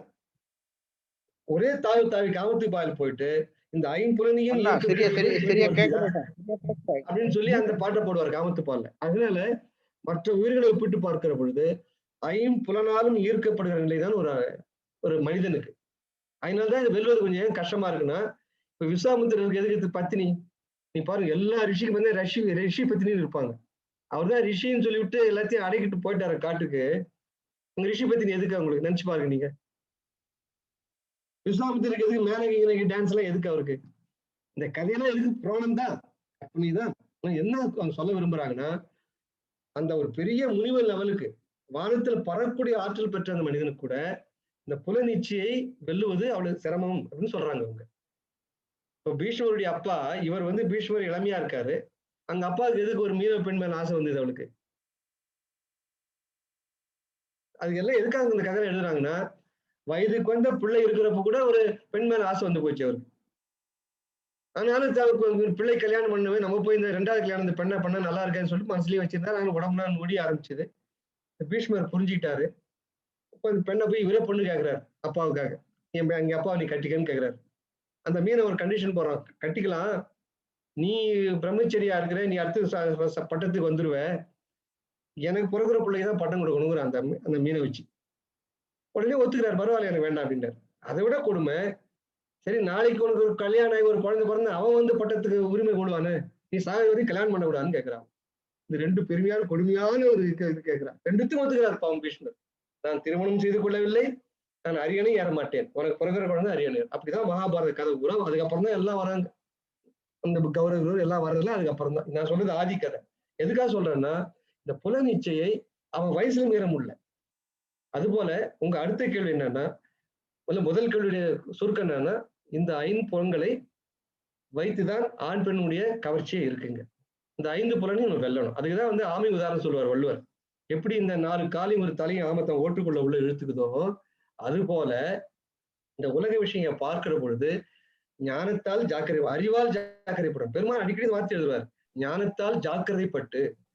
நமக்கு எப்ப ஜாக்கிரதைப்பட முடியும்னா, இந்த சத்விஷ்டோட தொடர் வச்சுட்டே தான் ஜாக்கிரதைப்பட முடியும். இல்லைன்னா என்ன கேட்டீங்கன்னா, அந்த தப்பை பண்ணிடுவோம். பண்ணதுக்கு வந்து இவ்வளவு தூரம் படிச்சு இவ்வளவு தூரம் வளர்ந்து நம்ம போய் இந்த தப்பை பண்ணிட்டு, அது இயல்புதான். ஆனால் அந்த இயல்பில் எவ்வளவு நாள் வாழறது நம்ம? அப்ப என்ன செய்யணும்னா, அந்த தவறு வருகிற பொழுதே ஜாக்கிரதைப்படுறதா இருந்தா இந்த மனசை ஞாபகப்படுத்தணும். முத்துஜோதி, உனக்கு இது லாய்க்கு இல்லை, உன்னுடைய ஒழுக்கத்துக்கு இதுக்கு சரி வராது. அது எப்ப சொல்லணும்னா, சத்திய விஷயத்தோடு நல்லவங்களோடு தொடர்பு வச்சுட்டே தான் ஜாக்கிரதை வரும். அல்பாவோட நல்லவங்களோட, பெரியவங்களோட, இன்னொரு கூட்டங்களோட தொடர்பு வச்சு சத்விஷயம் தொடர்பு வைக்க வைக்க வைக்க வைக்க அதான் சாதுக்கள் தொடர்புங்கிறது பெருமான் அவளை ஏன் வலியுறுத்துறாருன்னா வேற வழி கிடையாது. இதுக்கு நீ வந்து டோஸ் மருந்து வாங்கி சாப்பிட முடியாது, ஒன்றும் சாப்பிட முடியாது. இதுக்கு ஒரே வழி நல்லவர்களோட தொடர்பு வச்சுக்கிறது தான், சத்திய விஷயத்தோட தொடர்பு வச்சுக்கிறது தான். சதா சர்வகாலம் பெருமான் நினைவா இருக்கும். நீ வேலை செய்யுங்க, அதை நான் அந்த நேரத்தை சொல்லலை. வேலையை விட்டு பிறங்களா வர நேரத்தில் நினைக்கலாம், வீட்டுக்கு வந்தாச்சு அதை வந்து நினைக்கலாம். 24 நேரம் அந்த சிந்தனையோடு இருந்தா பாருங்க, புராணா வந்து எவ்வளவு பேர் நன்மை பண்ணியிருக்கு பாருங்க. சாப்பிட்ற நேரம் போது தூங்குறது ஒரு 4 மணி நேரம் 5 மணி நேரம் தான், 5 மணி நேரம் தூங்குற மேக்ஸிமம் வச்சுங்க. அது போக மீதி நேரம் முழுவதும் இந்த இறை சிந்தனையோடவே இருக்கிறதுக்கு பெருமான் வழி பண்ணியிருக்காரு. அது போல எல்லாருக்கும் தான் செய்யற வேலை நேரம் போக, வேலையை விட்டு வந்தாச்சா உடனே இறை சிந்தனை. இந்த சிந்தனை என்ன பண்ணுனா உங்களுக்கு ஒரு கவசம் மாதிரி, இப்ப சண்முக கவசம் படிக்கிறாங்க பாருங்க, அது போல ஒரு கவசமாக இருந்து நம்மளுக்கு காத்துக்கிட்டே இருக்கும். அது சத்தியம், அதை நான் பார்த்திருக்கேன். நம்ம இந்த விஷயங்களை தொடர்பு வைக்க வைக்க வைக்க வைக்க சூழ்நிலைகள் வருகிற பொழுது, தவறான சூழ்நிலை வருகிற பொழுது சிந்தனை யாராவது மற்றவங்களுக்கு உங்களுக்கு இருக்காது, அவங்களுக்கு இருக்கும் தவறான சிந்தனை, அது அந்த கவசமா வந்து மாத்தி அவங்க சிந்தனையும் மாத்திடுவாங்க. உதாரணமா ஒருத்தர் இவர் தான் சொல்லுவார், சித்பவானந்தர் என்ன சொல்லுவாருன்னா, ஒரு பெண் என்னை பத்தி தப்பா நினைக்கிறான்னா அது அவ தவறு இல்ல, என் தவ குறைவுங்கிறாரு. என்ன இடம் பார்த்தீங்களா? அடா அடா அடா, நான் அப்படியே ரசிப்பேன் அந்த வார்த்தையை. அடாடா பெருமானே எப்படி சொல்லியிருக்காரு. ஒரு பெண் என்னை பத்தி தவறா நினைக்கிறான்னா அவள் தவறு இல்ல, என் தவ குறைவு தவறுன்னு சொல்றாருங்க ஐயா. சொல்லப்போ என் கண்ணில் தண்ணி வருது. அப்படிதான் நம்ம வளரணும், வேற வழி கிடையாது ராமண்ணா. ஏன்னா நான் உங்களுக்கு சொல்லக்கூடாது, நீங்க எனக்கு அண்ணன். அதனால இதை தவிர வேற வழி கிடையாது. பெருமானுடைய திருவடியை பிடிக்க வேண்டியதுதான், அருட்பாவலையே துவாய வேண்டியதுதான். இதை கவசமாக இருந்தா நம்மளை காப்பாற்றும். வேற எந்த தியானத்தை வளர்த்துக்கலாம், பணி செய்யற நேரம் பணி செய்யணும், மற்ற நேரம் முழுவதும் இந்த சிந்தனையிலே தான் இருக்கு கவசம் வரும் நம்மளை காப்பாற்றும். வெளியில யாராவது ஒருத்தர் நம்ம மேல தவறு நினைக்கிறாங்கன்னா அவங்க பொறுப்பு அல்ல, நம்ம தான் பொறுப்பு. நம்ம தவக்குறிவு தான். இப்ப சன்மார்க்க சங்கங்கள்லாம் ஒன்னா சேர முடியல, போல வரலன்னா பெருமான் மேலே குறை சொல்றது நம்முடைய தவக்குறிவு, அது நம்முடைய அறியாமை. நம்மளெல்லாம் தவம் இருந்திருந்தா இன்னும் எவ்வளவு நல்ல நிலைக்கு போயிருக்கலாமே. புறத்தே நிகழ அத்தனை நிகழ்ச்சியும் காரணம் நம்முடைய தவக்குறைவு தான். அது நம்முடைய புலன்கள் வந்து நம்ம கட்டுப்பாடு இல்லாம போகுதுன்னா நம்ம இன்னும் தவத்தை வளர்த்துக்கணும், அருட்போல தொடர்பு வளர்த்துக்கணும், ஞானிகளோட தொடர்பு நம்ம வச்சுக்கணும். இந்த தொடர்பை வைக்க வைக்கதான் நமக்கு வந்து வழியில நம்ம போக முடியும். ஐயா வணக்கங்க ஐயா. வணக்கம் ஐயா, என்னுடைய கேள்வி, உணவு நாம் உண்ணும் உணவுக்கும் சுக்கில உற்பத்திக்கும் உள்ள தொடர்பு என்ன? ஏன்னா நமக்கு உணவுலேயே ஐயா பெருமானார் வந்து ஒழுக்கங்களை வைத்திருக்காரு, இதுதான் சாப்பிடணும் இது சாப்பிடக்கூடாதுன்னு. இன்னொன்னு வந்து இன்றைய மருத்துவத்துறையில நம்ம பார்த்தோம்னா அந்த ஸ்பெர்ம் கவுண்ட் அதெல்லாம் வந்து நிறைய ஆய்வு பண்றாங்க. ஏன்னா அந்த சந்தானம் வந்து அருந்து போகாம இருக்கணும்ன்றதுதான் இந்த கருணை ஏற்பாடே. ஆனா அதுக்கு நிறைய தடைகள் இந்த காலகட்டத்துல இருக்கு. இப்ப நான் வந்து அது உணவு மூலியமா அது என்ன அதனுடைய தொடர்பு அப்படின்றத கொஞ்சம் விளக்கி சொல்லுங்க. நன்றிங்க. அதான்மா, நீங்க ஏற்கனவே ஒரு கேள்வி நீ கேட்டிருந்தீங்க ஒரு மாதத்துக்கு முன்னாடி தனிப்பட்ட முறை. அதாவது பெருமான் வந்து நம்ம சாப்பிடுற உணவு வந்து 1 மணி நேரத்துல அமுத பாகம் பிரிஞ்சு அது 36 தத்துவங்கள் போட்டப்படுறதா சொல்றாரு. அடுத்த 1 மணி நேரத்துல நெகிழ்ச்சி பாகம் வந்து சுக்கிலமா மாறுதுன்னு சொல்றாரு. 2 மாறுதுங்கிறார் நெகிழ்ச்சி பாகம். 2வது மணி நேரத்துல 2 வேலை நடக்குது. ஒண்ணு வந்து சுக்கிலம், இன்னொன்னு வந்து இந்த கண்ணு மூக்கு, கண்ணில் பீழ, மூக்கில் வாய், சளி, இந்த மாதிரியான இதெல்லாம் மற்றது போடுதுங்கிறார். இந்த மரங்களா போடுது, சிறு மரங்களா போடுது. முதல்ல பிரிக்கிறது வந்து 2.5 பாகம் சுக்கிலமா பிரிக்குதுன்னு சொல்றாரு. அந்த பெருமான் சொல்ற சுக்கிலம் வந்து இந்த விந்தோட நம்ம கனெக்ட் பண்ணிக்க கூடாது. ஏன்னா நீங்க ஒரு கேள்வி கேட்டிருந்தீங்கல்ல, இந்த இதுக்கு போகுதுன்னு சொன்னீங்களே நீங்க, பிரம்மரந்திரன் சொல்லுவார் பெருமாள். பிரம்மரந்திரன்னா பிரம்மக்குழி, டப் டவுன் குழந்தைக்கு ஆடுது பாருங்க, இது பிரம்மக்குழின்ட்டு அங்க போகுது பாருங்க. அதுக்கு 1/2 பாகம் போதுங்கிறார். 1 பாகம் கோசன் வரிக்கு போகுதுன்னு சொல்றாரு. 1 பாகம் தொப்புளுக்கு போய் உடலுடைய வளர்ச்சிக்கு மெட்டபாலிசம் அனபாலிசம் போகுதுன்னு சொல்றாரு. அந்த 1/2 பாகம் போகுது பாருங்க, அது மட்டும்தான் விந்து. இந்த 1 பாகம் கோசன் வரிக்கு போறது வந்து சுக்கிலம்னு சொல்றாரு பெருமாள். தொப்புளுக்கு போறது சத்துன்னு சொல்றாரு. இந்த 1 பாகம் போகுது பாருங்க, இது வந்து இந்த விந்தணுக்கு நம்ம எடுத்துக்கூடாது. இது வந்து இந்த செமினிக்கல் வெசல்ஸுக்கு போகுது பாருங்க, அதுக்கும் கிளாண்டுக்கும் போகுது அது. ஏன்னா அதுதான் வந்து வெண்பால்னு சொல்றாங்க. அதை நம்ம நீங்க திருமலர் பாட்டுலாம் எடுத்தீங்கன்னா வெண்பால்னு வரும். நம்ம திருமலர் பாட்டி அடுத்த வாரம் சிந்திக்க போறோம். ஏன்னா திருமலர் வந்து ஒரு ரொம்ப பறக்க 25-30 பாட்டு பாடுறாரு இந்த கரு உற்பத்தி பத்தி. பட்டினத்தாரும் பாடுறாரு. 2த்தையும் நம்ம அடுத்த வாரம் சிந்திக்கலாம். அதனால நம்ம சாப்பிடுற உணவு வரக்கூடிய சுக்கிலத்துக்கு, அந்த சுக்கிலமா போகுது பாருங்க கோசன் நுனிக்கு, அது வந்து இந்த இதுக்குதான் போகுது. அதனால்தான் இன்னைக்கு அந்த வந்து காம உணர்ச்சி வரலன்னு சொன்னா அந்த வெண்பாலும் அந்த புரோட்டஸ்டாண்ட் வர சத்து திரவமும் சுரக்கிறதுக்கு வாய்ப்பு இல்லாம இருக்கும். அப்ப இந்த சுக்கிலம் முழுவதும் உங்களுக்கு சேமிக்கிறது வாய்ப்பு இருக்கும். அப்போ ஆண்களுக்கு இப்ப விந்தா போகுது பாருங்க, அது வந்து ஒளியா போகுது மேல. அது நம்ம இன்னும் பறக்க சிந்திக்கலாம். அது வந்து நீங்க கேட்டிருந்தீங்க, இது பௌதிக ஒளியா போகுதா, அது என்ன ஒளி? இப்ப ஏற்கனவே புருவமத்தில ஒளி இருக்கு, அதுக்கு இது தொடர்புக்கான்னு கேட்டீங்க நீங்க. ஒரு மாசத்துக்கு கேட்டீங்கன்னா மறக்கல அந்த கேள்வியை. அருமையான கேள்வி அது. அது வந்து நம்ம அந்த உடலுடைய ஒரு பாத்து சிந்தி போறோம் இல்லம்மா.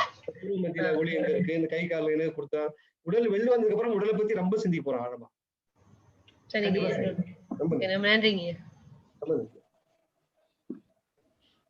ஐயா அரங்கேந்திர வணக்கம். ஐயா ஜாக்கிரம், சொப்பனம், சுளுப்தின்னு சொன்னீங்க. விழிப்பு, கனவு, தூக்கம். இதுல வந்து ஜாக்கிரத்தில் ஜாக்கிரம் அப்படின்னு சொல்றாங்க. அத பத்தி இருந்தா கொஞ்சம் உங்க விளக்கம் தேவை. ஜாக்கிரம், சொப்பனம், சுளுப்தி பத்தி நம்ம நிறைய சிந்திக்கிறோம். ஐயா நீங்க அந்த கேள்வி பதில் குரூப்ல இருக்கீங்களா ஐயா? ஒரு புலனம் இருக்கு, ஒரு வாட்ஸ்அப் குரூப் இருக்கு. அது வந்து இது வந்து பொது கேள்வி ஆயிடு இல்லைங்க. சரி சரி சரி. அந்த குடும்பத்துல போடுங்க. உங்க குடும்பத்துல மெம்பரா இருக்கீங்களா நீங்க?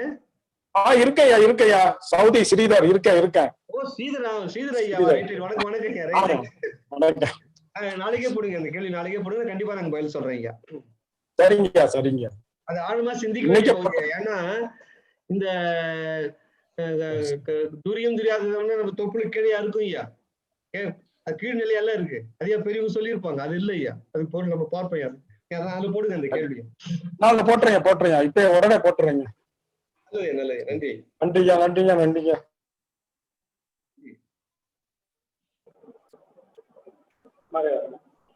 வணக்கம் ஐயா. ராமநாதன் ஐயா வணக்கம். எப்படி இருக்கீங்க?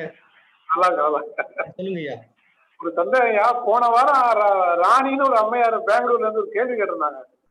அந்த வாட்ஸ்அப் குரூப்லயா? இல்ல இதுலதான்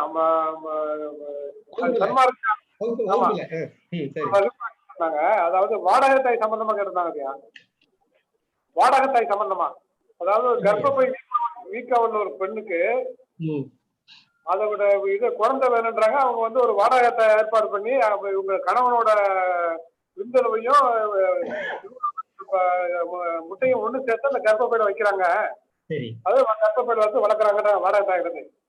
எனக்கு என்ன சந்தேகம்னாயா, இப்ப அது மீறி ஒரு குழந்தை வளருதுன்னா கணவன் மனைவியோட ரெண்டோட குணாதிசயங்கள் அந்த குழந்தைக்கு இருக்கும்.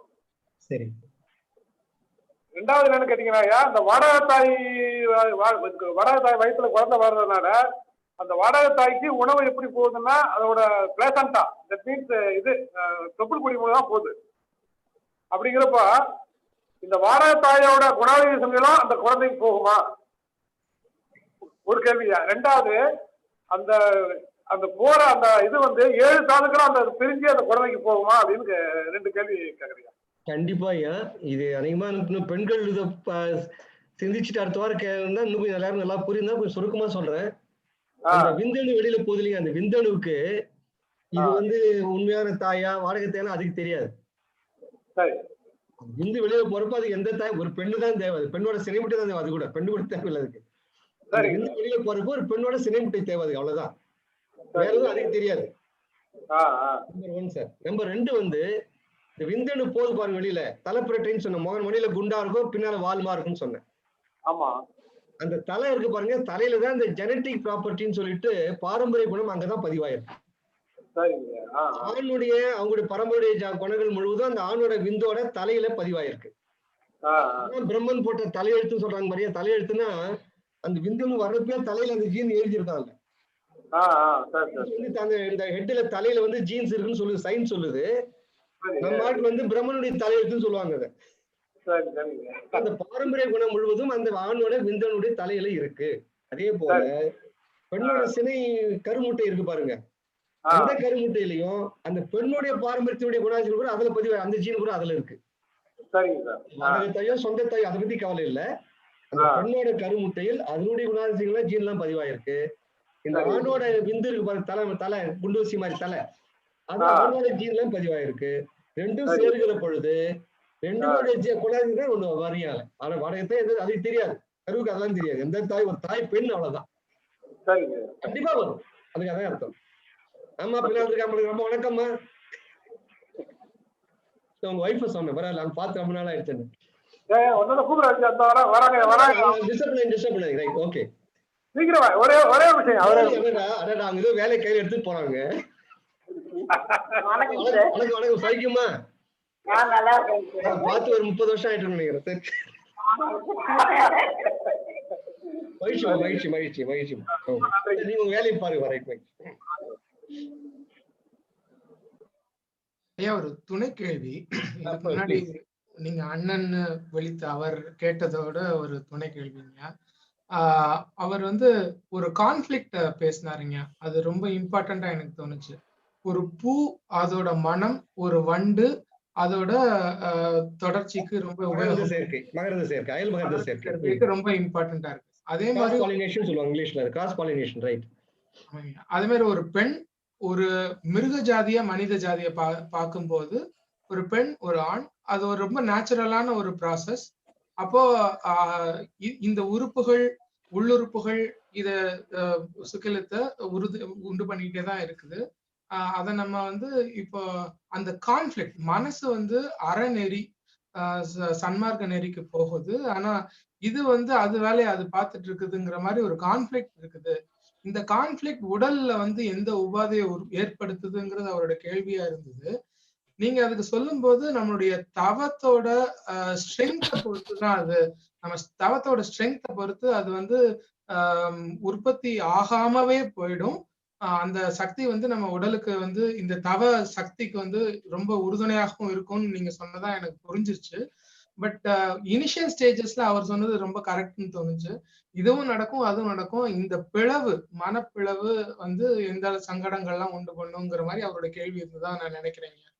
இந்த ஒரே ஒரு சின்ன குறிப்பு, அதுல அந்த விந்தணு வந்து விரைகள்ல விந்தணு உற்பத்தியாகி 64 நாட்கள்ல 50 + 16 64 நாட்கள்ல திடமாகி ஆகிற வரையில ஆண் பெண் புணர்ச்சி தொடர்பு இல்லைங்க. உங்களுக்கு செக்ஷுவல் ஃபீலிங் இருக்கோ இல்லையோ அது பாட்டு வந்துடுது. அதான் இயற்கையான இயல்பான ப்ராசஸ். அது அதான் நான் சொன்னேன். அதுக்கு வந்து எந்த விதமான ஸ்டிமுலேஷன்லாம் தேவையில்லை. ஆக நீங்க காமுணர்ச்சி வருதோ இல்லையோ அந்த வேலை பண்ணிக்கிட்டு தான் இருக்கும். ஒரு பெண்ணுக்கு எப்படி சினை மூட்டை 28 நாள் விட வந்துகிட்டே இருக்குமோ, காமுணர்ச்சி வரந்தாலும் சரி வரலாலும் சரி. இப்ப ஆண்டாளுக்கும் வந்திருக்கும். நம்ம ஆண்டாள் இருந்தாங்களே துடி கொடுத்த நாச்சியாரு, அவங்களுக்கும் அந்த சினை மூட்டை வெளியில் வந்துட்டு தான் இருக்கும். இயற்கை அது யாரும் குறை சொல்லலாம். அதான் வந்து பெண்களை வந்து கோயிலுக்குள்ள போன சொன்னா நான் ஏன் ரொம்ப எதிர்ப்பண்ணா, அது இயற்கையோட வேலையாது. அது ஏன் ஒரு இனத்தை இழிவு பண்றீங்கன்னு நான் கேட்டேன் பண்ணலாம். அது போல ஆண்களுக்கு ஐயா அந்த ஒரு விரைகள்ல அந்த விந்தணு உருவாகி 50 + 16 64 திடமாகி வெளியில் வருகிற வரையில் எந்த விதமான பால் உணர்ச்சிக்கு தொடர்பு இல்லை. ஆனா பின்ன சப்போஸ் நீங்க பால் உணர்ச்சி இல்லாம இருக்கிறீங்க விவேகானந்தர் மாதிரினா என்ன அந்த அந்த விந்தணு வந்து மறுபடியும் உடலால கிரகிக்கப்படும். ரீஅப்சார்ப் பை த பாடிங்கிறாங்க சயின்ஸ்ல. அது உடலுக்கு சத்தா மாறுது. அது போலதான் அந்த பால்வெடிச்சு வரப்ப சுரக்கிற 2 நீர்னு சொன்னேன். அந்த நேரம் மட்டும் தான் சுரக்குது. செமினிக்கல் வெசல்ஸ்ன்னு சொல்லுவாங்க. வெண்பால் சுரப்பின்னு ஒண்ணு இருக்கு, ப்ராஸ்டேட் கிளாண்டுன்னு சொல்லி ஒண்ணு இருக்கு, சத்து சுரப்பின்னு ஒண்ணு சொன்னாங்க. ரெண்டும் சுரந்து இந்த விந்தணு 3 சேர்ந்துதான் ஆண்குறி வழியா வெளியில ஏறும் உடல் சமயத்துல. அது எப்படின்னா காமுணர்ச்சி வருகிற பொழுதுதான் அந்த வேலை நடக்கும். வரலன்னு வச்சுங்க அந்த 2 சுரப்பி சுரக்காது. ஆனா விந்து சுரந்துட்டு தான் இருக்கும். அந்த 64 நாள் ப்ராசஸ் நடந்துட்டு தான் இருக்கும். காமுணர்ச்சி வரலன்னு சொன்னா பாடி ரீஅப்சார்ப் பண்ணிக்கும், அவ்வளவுதான். அப்ப அதுல பெருசா வந்து கான்ட்ரடிக்ஷனே இருக்க வாய்ப்பு இல்லை. அறநெறியில ரொம்ப ஸ்ட்ராங்கா இருக்கும்போது இது எந்த வித தொந்தரவும் உங்களை பண்ணாது. ஏன்னா பெருமான் வந்து அத இந்த விந்து விடுறத வந்து அப்படி சொல்றாரு ஐயா. அவரு அரிக்கால் தான் வீசம் தான் சொல்றாரு. ஆகாரம் அறை, தூக்கம் அரிக்கால், மைதனும் வீசம், பயம் பூஜ்யம். ஆகாரம் அறைன்னு ஐயா பாதி வயிறு தான் நம்ம சாப்பிடணும். வயிறுல அரைன்னு அர்த்தம். அவனே நினைக்கிறான்னா நான் 28 இட்லி சாப்பிட்டுருக்கேன், 14 இட்லி சாப்பிடலான்னு நினைக்கிறேன். அது கிடையாது. யாரும் அந்த அறை இல்லை, வயிற்றில் அரை பாகம். அது போல தூக்கம் வந்து அரிக்கால் சொல்றாரு. ஒரு நாளைக்கு 24 மணி நேரம், 24 hours. இன்னைக்கு ஒரு நாள் 24 மணி நேரம். அதுல 1/8 8ஆல வச்சீங்கன்னா 3 hours. ஸோ ஒரு மனிதன் வந்து ஞானமாக இருக்கிறவங்க 3 மணி நேரம் தான் தூங்குறாரு. உங்களுக்குன்னு சொல்லலாத அந்த மார்க்கத்தை போக தானா அறியணும். யாரும் தூக்கத்தை வலுக்கட்ட குறைக்கூடாதீங்க. அந்த ஞான மார்க்கத்துல போக போக தூக்கம் தானா குறையுங்க. அது 2. மைதுனம் வீசங்கிற 16 எப்போ 16 நாள் ஒரு மாசத்துல 16 நாள் பட்சத்துக்கு 1 once in 15 days. அதை கூட என்ன சொல்றாரு, விருத்தாபியருக்கு விதித்தது அல்ல, வயசானவங்களுக்கு இல்லைங்கிறாரு. அண்ணன் கேட்டாரு ஒரு கேள்வி. என்னோட அண்ணாரு ஏன்னா என்னோட 3 வருஷம் பெரியவர். அவருக்கு பின்னால பிறந்தவன் நானு. அவருக்கு எனக்கு 72, அவருக்கு 75.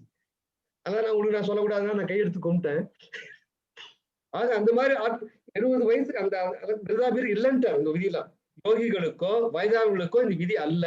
எதுக்கு இந்த பட்சம் 5 நாளைக்கு உடனே செம்மனை விடலான்னு சொல்றாரு. ஊற்றுக்கணி நியாயம் சொல்ல. ஊற்றுக்கணி நியாயம் ஐயா கிணறு இறக்கி இறக்கி இறக்கிதான் தண்ணி சுரக்கும். இறக்காம விட்டீங்கன்னா பாசம் குடிச்சிடும் அந்த கிணறு.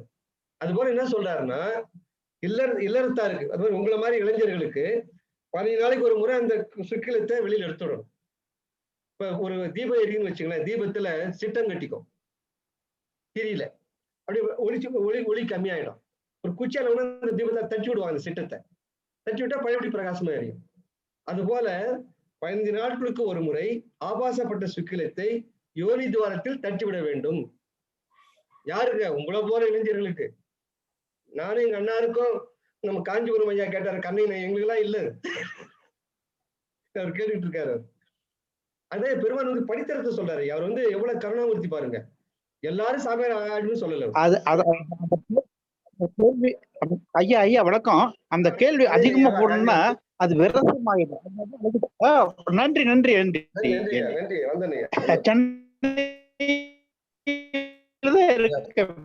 சென்னையிலே ஐயா வணக்கம். வணக்கம் ஐயா, சொல்லுங்க ஐயா. நான் முருகேசன் யூஎஸ்ல இருந்து பேசுறேன். வந்துட்டீங்களா ஐயா? உங்களுக்கு ஏதோ இன்னைக்கு மீட்டிங் இருக்குன்னு சொன்னீங்களா, வந்துட்டீங்களா? இப்பதான் முடிஞ்சு வந்துட்டேன். எப்படி நீங்க ஒரு நாளைக்கு இவ்வளவு நேரம் நேரம் செலவு பண்ணி எனக்கு தெரியல. உள்ள வேந்து போயிட்டேன் நான். எப்படி இன்னைக்கு ஒரு நாளே உங்களுக்கு உங்களுடைய 5 பரிமாணத்தை பார்த்தேன். நீங்க ஒரு நாளே நான் எப்படி எல்லாம் டைம் கிடைக்குன்னு தெரியல. சொல்லுங்க ஐயா. அது அமெரிக்காவில இருக்கீங்க, உங்க வேலையை வேற பாத்துக்கிறீங்க. சொல்லுங்க ஐயா.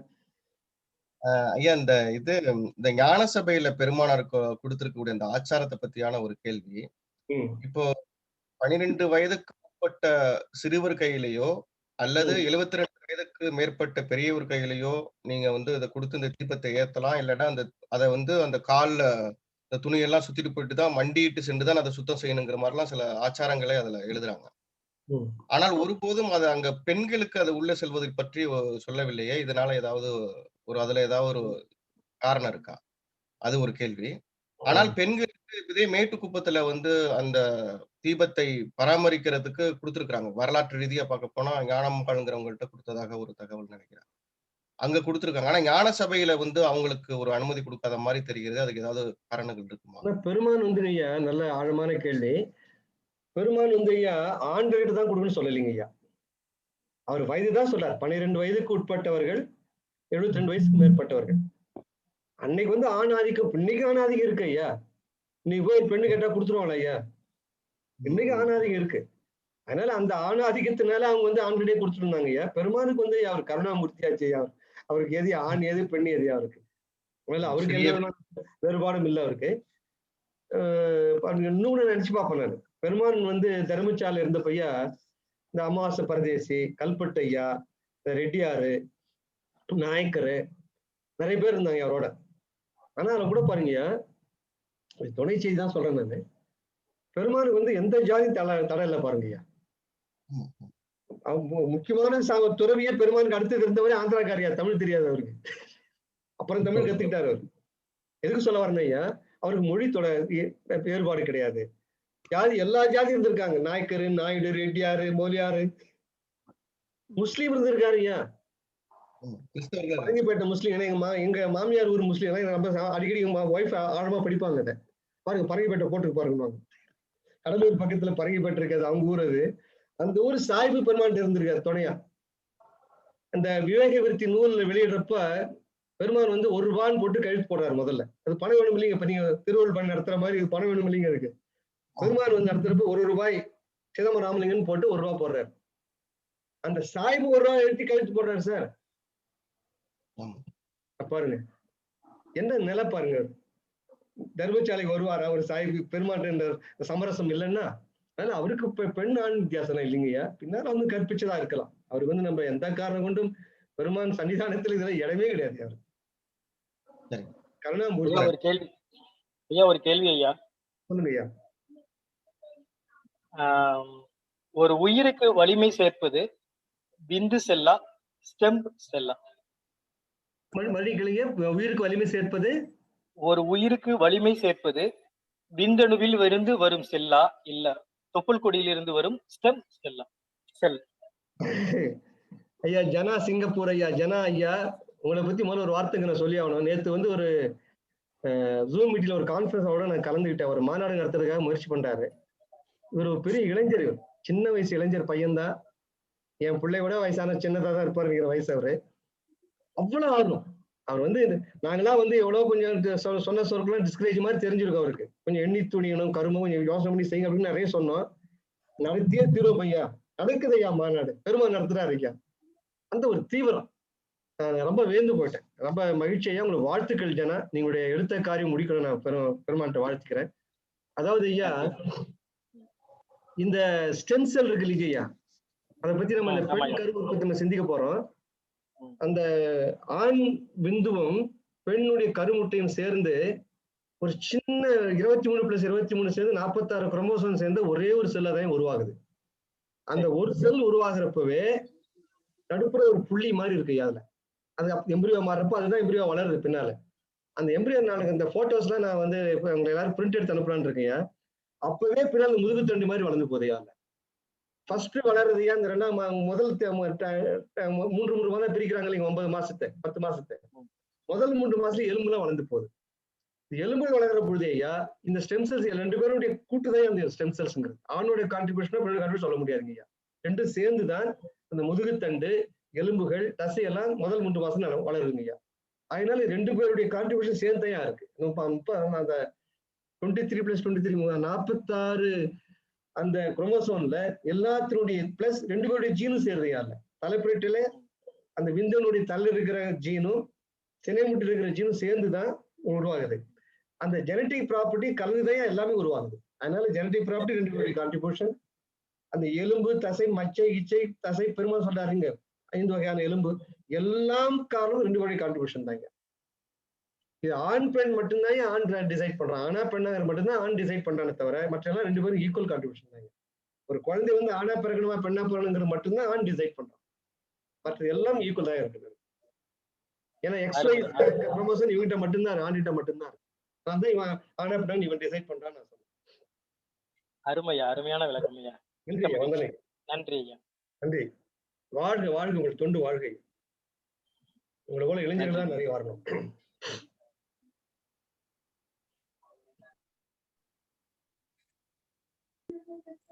ஐயா ஒரு சந்தேகம் கேட்கலாமா? 100% அதுதான் நான் உட்கார்ந்துருக்கேன். நான் ராணி பெங்களூர்ல இருந்து பேசுறேங்க ஐயா. வணக்கம்.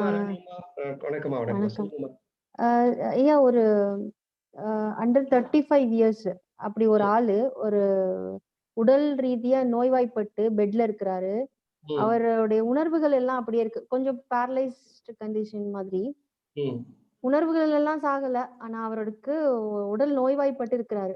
அவருக்கு வந்து இந்த மாதிரி இந்த நீங்க சொல்ற மாதிரி விவரங்கள் எல்லாம் ஒரு உணர்வு பூர்வமா அவங்களுக்கு வந்து அவங்களுடைய உணர்வுகளுக்கு, இயக்கங்களுக்கு ஒரு சைக்காலஜிக்கலா ஒரு ஆறுதல் சொல்லணும் அப்படிங்கிற மாதிரி சொன்னா என்ன முறையில அவங்களுக்கு விளக்கம் கொடுக்கலாம்? இல்ல அவரு புரிஞ்சுக்கிற ஸ்டேஜ்ல இருக்காராமா அவரு? எல்லா கான்ஷியஸும் இருக்கு. அந்த மாதிரி இருக்கிறவங்களுக்கு அசைவு இல்ல. ஆமா, அசைவு இல்ல. சரி, அவருக்கு வந்து நீங்க செக்ஸ் சம்பந்தமா சொல்ல நினைக்கிறீங்களா, இல்ல வாழ்க்கையில நம்பிக்கை வந்து தெம்போடு எழுந்து நடக்கணுங்கிறதுக்காக சொல்லணும்னு நினைக்கிறீங்களாமா? அவருக்கு எந்த உணர்வு அவருக்கு நீங்க சொல்லணும்னு நினைக்கிறீங்க? அவருக்கு வந்து பால் உணர்ச்சி தொடர்பா சொல்லணும்னு நினைக்கிறீங்களா, அல்லது வாழ்வில் அவர் வந்து நம்பிக்கையோட எழுந்திருச்சு தம் செயல்களை இதெல்லாம் செய்யணும்னு நினைக்கிறீங்க? எதுக்காக சொல்லணும்னு நினைக்கிறீங்க? கொஞ்சம் இப்ப அவர் ஸ்டிக் எல்லாம் புடிச்சு கொஞ்சம் நடக்கிற அளவுக்கு எல்லாம் இருக்காரு.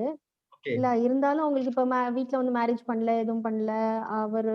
ஆனா அவரு வந்து ரொம்ப நார்மல் பர்சன். திருமணம் ஆகாதவர் அவரு? ஆகல.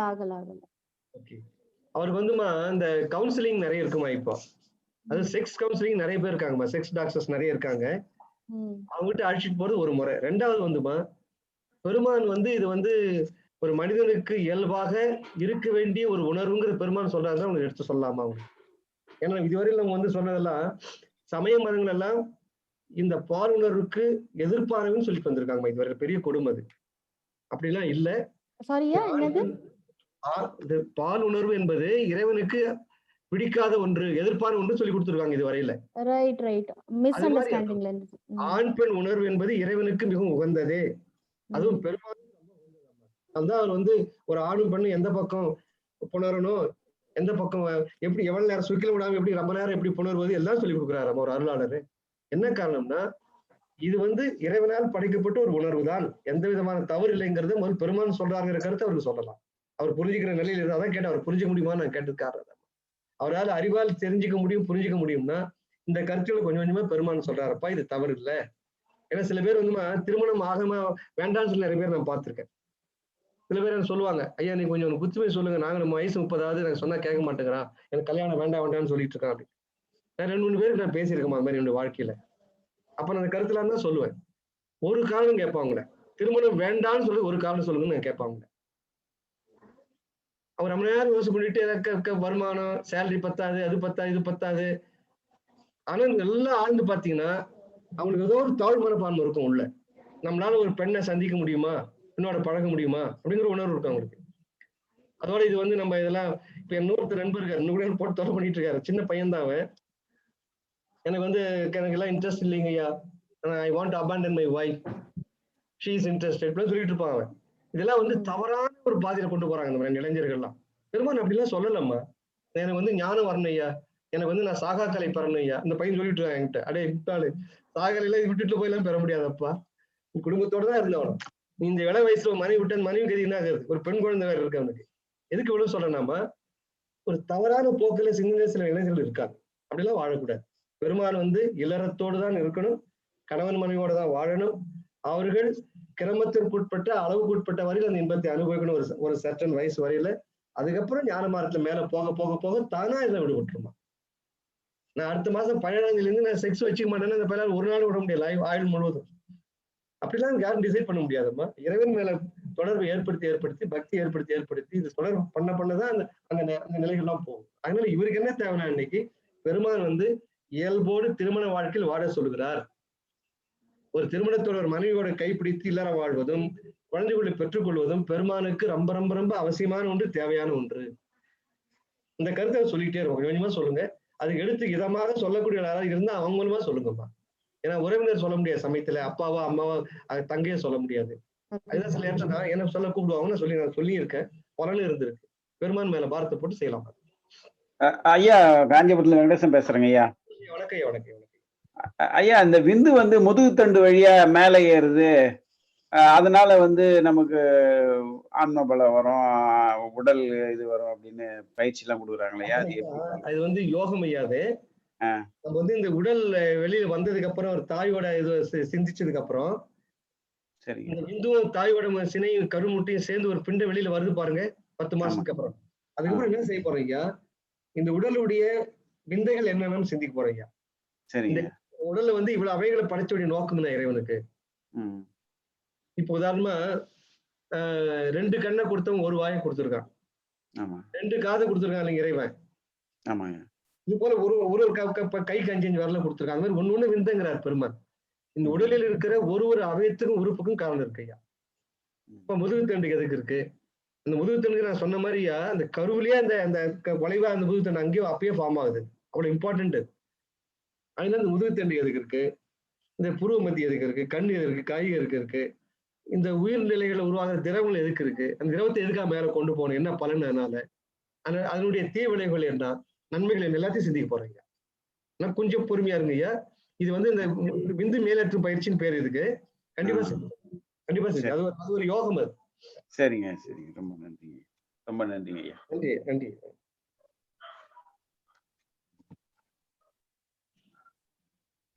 மணி 9 ஆகுதுன்னு நினைக்கிறேன். குமாரவேல் வேற கேள்வி இல்லைன்னா முடிச்சிடலாங்க. மணி 9 ஆகுதுன்னு நினைக்கிறேன், முடிச்சுடலாமா ஐயா? அருட்பெருஞ்சோதி வணக்கம் ஐயா. வணக்கம்மா. பொன்மொழியம்மா. பொன்மொழி பாபு. ஆமாங்கய்யா. சொல்லுங்கம்மா. ஆமாங்கய்யா, கேள்வி இருக்குங்கய்யா, நேரம் கருதி நான் சுருக்கமா முடிச்சுக்கிறேங்கய்யா. ஒரே ஒரு கேள்விதான் கேட்கணும். டெஸ்ட் டியூப் பேபிஸ் எல்லாம் இப்போ நிறைய பேர் குழந்தை பெத்துக்கிறாங்க, அது சரியா இல்ல தவறுங்களா? அதாவது ஒரு அறநெறிக்கு உட்பட்டு எது வேணாலும் செய்யலாம். அறநெறி என்னன்னா ஒருவனுக்கு ஒரு தீங்கிறதா நம்முடைய நாட்டோட இந்த மண்ணோட பிரின்சிபல், கொள்கை, சரிங்க, ஒழுக்கம். அதுக்கு இடைஞ்சல் இல்லாம ஒரு கணவனுடைய விந்தை எடுத்து ஒரு தாயோட முட்டையில சேர்த்து செய்யறாங்க, தவறு இல்லையுமா? அது செயற்கை முறை, செயற்கை முறை இறைவனுடைய இயற்கை நியதிக்கு அப்பாற்பட்டு நடக்கிறதுனால அது பரவாயில்லைங்களா? அது ஒரு இயற்கை, அதாவது நீங்க சென்டிமெண்டா பாத்தீங்கன்னா தவறுதாம்மா அது. அதுக்குதான் கேக்குறேன். ஒரு ஒரு கிளாஸ் நான் வந்து தவறு எப்ப சொல்றேன்னாமா, தந்தை அந்த கணவனுடைய விந்தா இருக்கணும். அது பெரும்பாலும் என்ன தவறு நடக்கும், நம்ம சமயத்துல தவறு சொல்ல முடியாது. அவனும் வந்து ஒரு கருணையாக கூட செய்யலாம். ஏன்னா இந்த ஆணுக்கு வந்து அந்த ஸ்பெர்ம் கவுண்ட் ரொம்ப கம்மியா இருக்குன்னு வச்சுங்க. அதனால என்ன பண்ணுவாங்கன்னா, இல்ல உங்க கணவருடைய ஸ்பெர்ம் தான் சொல்லி கூட வேற ஒரு ஸ்பெர்ம் கூட வச்சு ஒரு குழந்தை உருவாக்கலாம். அது வந்து நம்முடைய அருளியல் முறை பிரகாரம், நம்முடைய மண்ணினுடைய நியாய அநியாயங்கள் படி தவறுமா. சரிங்க, நான் உங்களை தனிப்பட்ட முறையில கேட்டுக்கிறேங்க. டைம் ஆயிட்டது. ரொம்ப மகிழ்ச்சி. பேசலாம். அருட்பெருஞ்சோதி. நன்றி. முடிச்சுக்கலாங்களா குமாரவேல்? முடிச்சிடலாம் சார், முடிச்சிடலாம். சரிமா, அந்த சொல்லி முடிச்சிடலாம். அருட்பெருஞ்சோதி அருட்பெருஞ்சோதி தனிப்பெரும் கருணை அருட்பெருஞ்சோதி திருவருட்பிரகாச வண்ணலார் திருவடிகளே சரணம் சரணம். சத்குருநாதா சத்குருநாதா சன்மார்க்க சங்கம் தழைக்க அருள் தாதா. எல்லா உயிர்களும் இன்புற்று வாழ்க, பள்ளல் மலரடி வாழ்க வாழ்க. அருட்பெருஞ்சோதி அருட்பெருஞ்சோதி தனிப்பெரும் கருணை அருட்பெரும் ஜோதி.